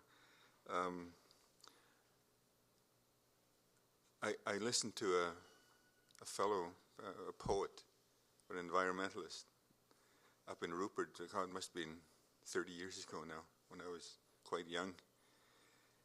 And he told a story about one of his first trips to China on the Great Wall, where he asked a question of a young guide. The question was, what used to grow up on that hillside before all the shrubs that are there now, the small trees? And she said, I don't understand. It's always been like that. Well, he done research and found that there used to be oak forests up on that big hillside. But all of a sudden, over time, it became normal. That's what's always been there. And I think to a large degree, that's what's happening to us in our territory. That's, we got a good return of Oolakans. Well, according to who? And according to what baseline? Because we got none. The real thing I wanted to say here is I think going back to this good shit happens comment, I heard some time ago a study on what constitutes a happy community, and the single most important factor, according to this study, was trust. Trust was the most important factor to a happy community, and I think that's what we're up to here. I hope it is. Anyway, that's why I came here, is that we have a community that involves First Nations, who I'm not speaking for all First Nations, but that's where I come from. And what's often referred to as settlers, their organizations. And I think that's what's been lacking in the past, Jessica, is that the trust just hasn't been there from our communities to environmental groups, to governments, and it's been met in kind. And if we continue to allow that or if you allow it to continue, as I said, my grandchildren are going to lose. And I'm responsible to those children having some of their own choices to make when they become adults. If we can't leave them that, we fail. Thank you. Anna, you wanted to respond to the earlier question? You're okay. Okay. Yes, I have a comment that it follows on some points that Lindsay and Denise made. My name is Randy Chatterjee. I worked in my first career as an international development officer for the UN International Development Organization in Vienna, and I currently teach an ecological economics class here in the city, graduate level. when I was first starting at the UN, a big report hit my desk in 1987, happened to be written by a Norwegian Prime Minister, Gro Brundtland. It was the first time sustainability had ever been talked about. Nobody still knows what it means, but it's too bad. Try to read that report because it's all in there. I have a comment that relates to what Lindsay brought up as the net benefit test kind of idea, and get very worried when you say net because, what are you subtracting from or adding from what? What we did, and this was 30 years ago, almost 30 years ago in the UN, when we had a string of dams all the way up the Nile, concrete plants across the Sudan, or chromium plants in Romania, is we had what we call a living indicator scorecard, where we actually took a look at very specifically indicators: human health, animal health, plant health, aquifer depth and quality, and income and income disparity. We had a scorecard that looked at the current and continuing status of the areas in which we worked. It didn't stop. It was like a clinical phase 4 trial. When we say a drug gets approved, well, it doesn't get approved. It gets marketed. It's allowed to be out there, but there's something called clinical phase 4 where we look continuously at a drug after it's been approved, after it's considered safe and effective, because it doesn't always stay that way. But that's what we did. And relating to Denise's, and I'm almost done, relating to Denise's comment that industry often provides much of the data, well, we didn't do that. Government and NGOs were the only data source we allowed in all of our scorecard preparation. They're the only non-conflicted sources of data, and that's something that I find very different here in BC. But that's a standard that's been around for 20 years, building a scorecard that has multiple different multiple different indices that are explicit and can be looked at, and there may not be a limit. You can't have more than X number of cancer deaths, but the point is that it was explicit. No one said it has to be less than 2 times the previous pre-development cancer levels. But if you measure it and state it, we all know where we need to stop. Thank you. Good. All right, so I have a question here, and I have one up at the back with your mic on. We're getting very close to the time we have. Can I just get anyone else who is waiting with a question just to put your hand up really high so we don't miss you? Okay, so you've got here. Okay. I go? Yes, please go ahead. Oh, good. Again, thanks very much for putting this on, West Coast Environmental Law, Jessica. These kind of debates we so badly need. When we talk about, I'm just speaking as a concerned citizen. My name is Mike Gildersleeve. I'm from Mission. And we are really, it seems, under a lot of threat these days. And we look at, I was listening to Minister Oliver tonight, and talking about this LNG, the feeding frenzy that's going on, which is already, he's issuing his license for this to be, LNG to be sold out of Kitimat already. So when we talk about how we make these decisions, it's kind of, the horse is out of the barn before we've had these kind of opportunities. And when we understand the kind of threats that Tara says, sorry to mention your name there, but and what Gerald Amos is experiencing in terms of the pressures that the First Nation are under, it's very concerning. And we are, as I see it, under attack. Nature is under attack. I've heard that expressed by Chief Stewart Phillip, and that's what it's feeling like. And so if we can't go this evening, I don't think, without mentioning the changes that have happened. If we talk about legislation and policy, we really don't know where we're at anymore with that because of how things have been turned upside down.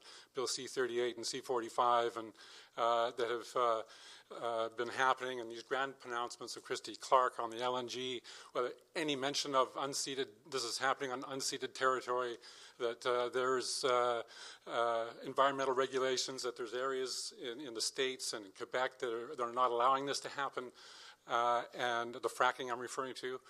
And, and I sort of go back in terms of, remember the turnaround decade coming out of, speaking of the Brundtland Report, 1992, we're continuing to put that off.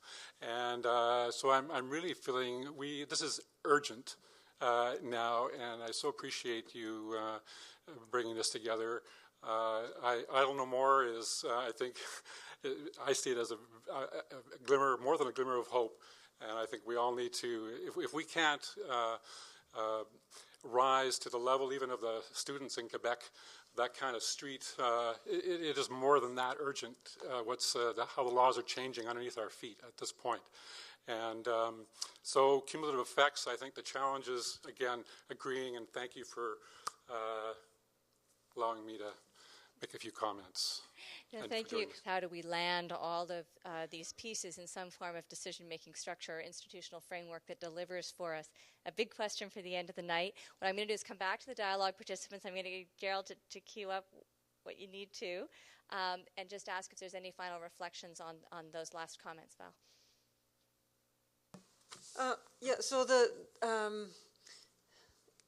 how you actually set up to create these thresholds is really key. The gentleman over here talked about the UN only accepting data from basically non-vested interests. It's actually a very interesting point of discussion. How, what data do you trust? Science is never clear. There's always these upper and lower ranges, and the industry generally will want to assume the lower range, and the environmentalists the upper range, and how do you make those decisions? Eventually, you come to a social choice decision around these. So, my experience in this is with the Coast Information Team. Faisal was actually involved in that years ago, where the Coast Information Team, there was a pool of money that came from industry, First Nations, environmental groups, and industry. The money was pooled. A bunch of names were thrown into the middle. A bunch of people were kind of, I said, they're too industry, they're too environmental, until, we whittled down to a set of scientists that we felt we could all trust as being credible. The trust issue comes back up here again, or the point where you have trust that the people who are going to be setting those thresholds have an interest in working together and an interest in coming to credible, some credible science.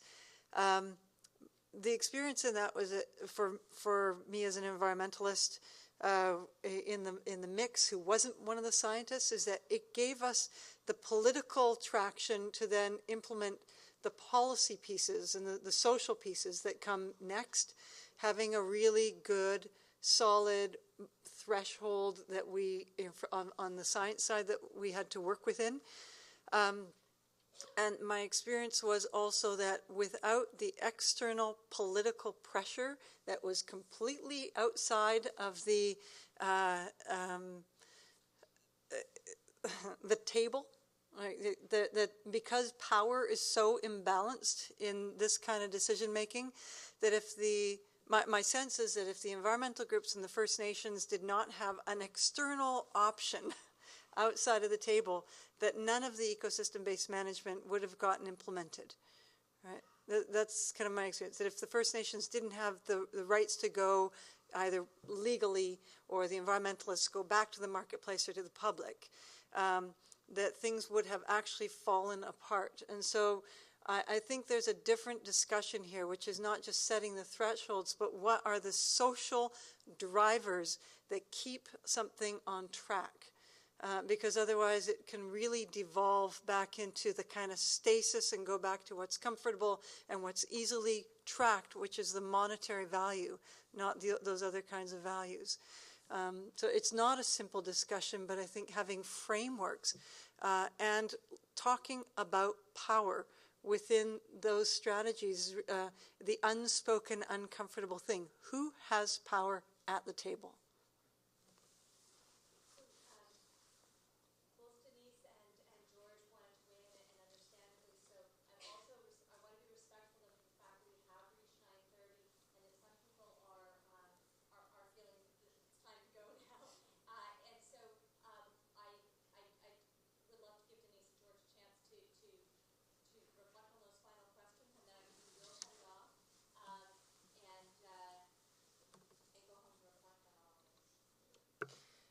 Mine's pretty short.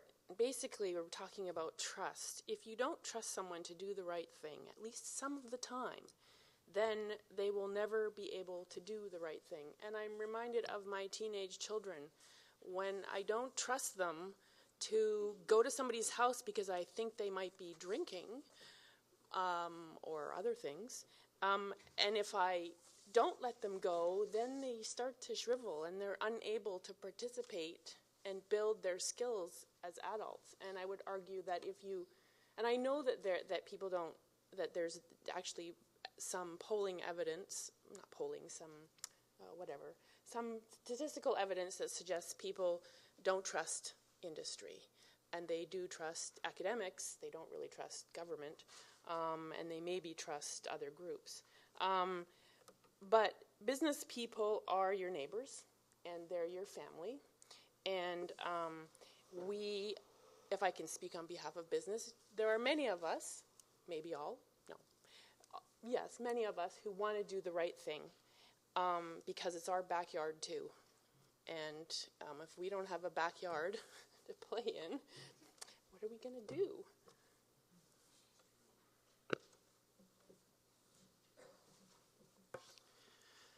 Last year, Neil Ferguson, a famed British historian, published a novel which gained a lot of attention. It's called Civilization, the West and the Rest. Perhaps some people in this room have read it. I finished it a few days ago. After making it through 350 pages, quite fascinating, the second last paragraph instantly leapt out of the page as relevant to tonight. He concluded, his thesis was that we have lost faith in our inheritance, and I'm paraphrasing him. We have lost faith in the systems and process we already have place, and we have lost faith perhaps in whom we are and the power that we do have within us, and looking in a positive fashion into the future. And I think perhaps if this is indeed turning to a conclusion, that there is much positive within what we do have, either individually and collectively. There are certainly huge challenges ahead, but to regain faith in our inheritance, first of all, we need to remind ourselves of our history, which includes energy. It includes the energy of human thought, which has brought us to this point in time. And to regain faith in our inheritance, it reminds us as well what that natural wealth is, of both that human community, that human ecology, as well as the natural ecology which surrounds us. I do believe, and I think that many in the room too believe, that there is a future lying before us, and it is one that is a good one. And that what discussions happen tonight, I think, provide one example again of an opportunity to demonstrate that.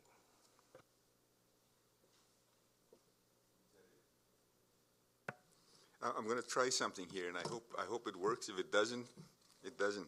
I just thought that this would be a fitting way to end for me anyway, the evening. The drums of our communities are beating. I think you've all seen that. The drums are becoming louder and louder in First Nations communities. As well, there's music coming out of non-First Nations people that I think speak to why we're here this evening. And here's one of them. I hope it works. I'm not promising anything. It's on my little machine here. But this lady is a third generation person that's lived on a farm up in the Smithers area. Her name is Rochelle Van Zanten. I don't know if any of you have heard her songs, but here's one of them. It's called I Fight for Life.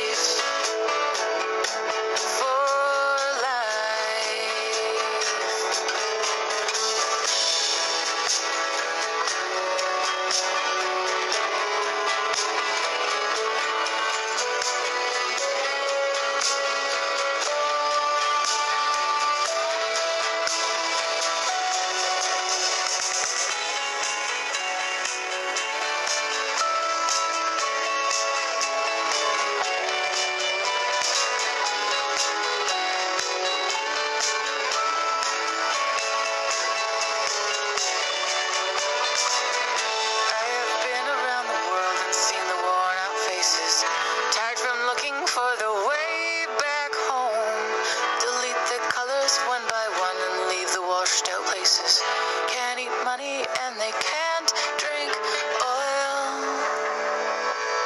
With all my weapons down and in a peaceful manner, I defend the land they cannot hide from dirty policies made by the ones who squander while leaders fight for oil. I fight for life. I fight for life. I fight for life. I fight for life.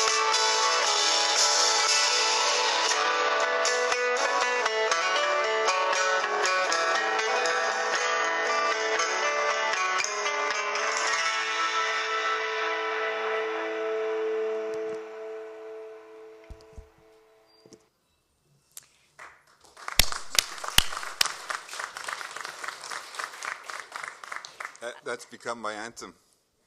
It's beautiful, thank you. Gerald, Denise, Tom, George, Gwen, Valerie, Tara, Faisal, Lindsay, Anna, Mark, thank you. Please join me in thanking our dialogue participants and all the funders who made tonight possible. Go home, travel well. Thank you. We'd appreciate your feedback if you had a chance to fill out the forms. You get chocolate, more chocolate if you do. Thank you, everyone.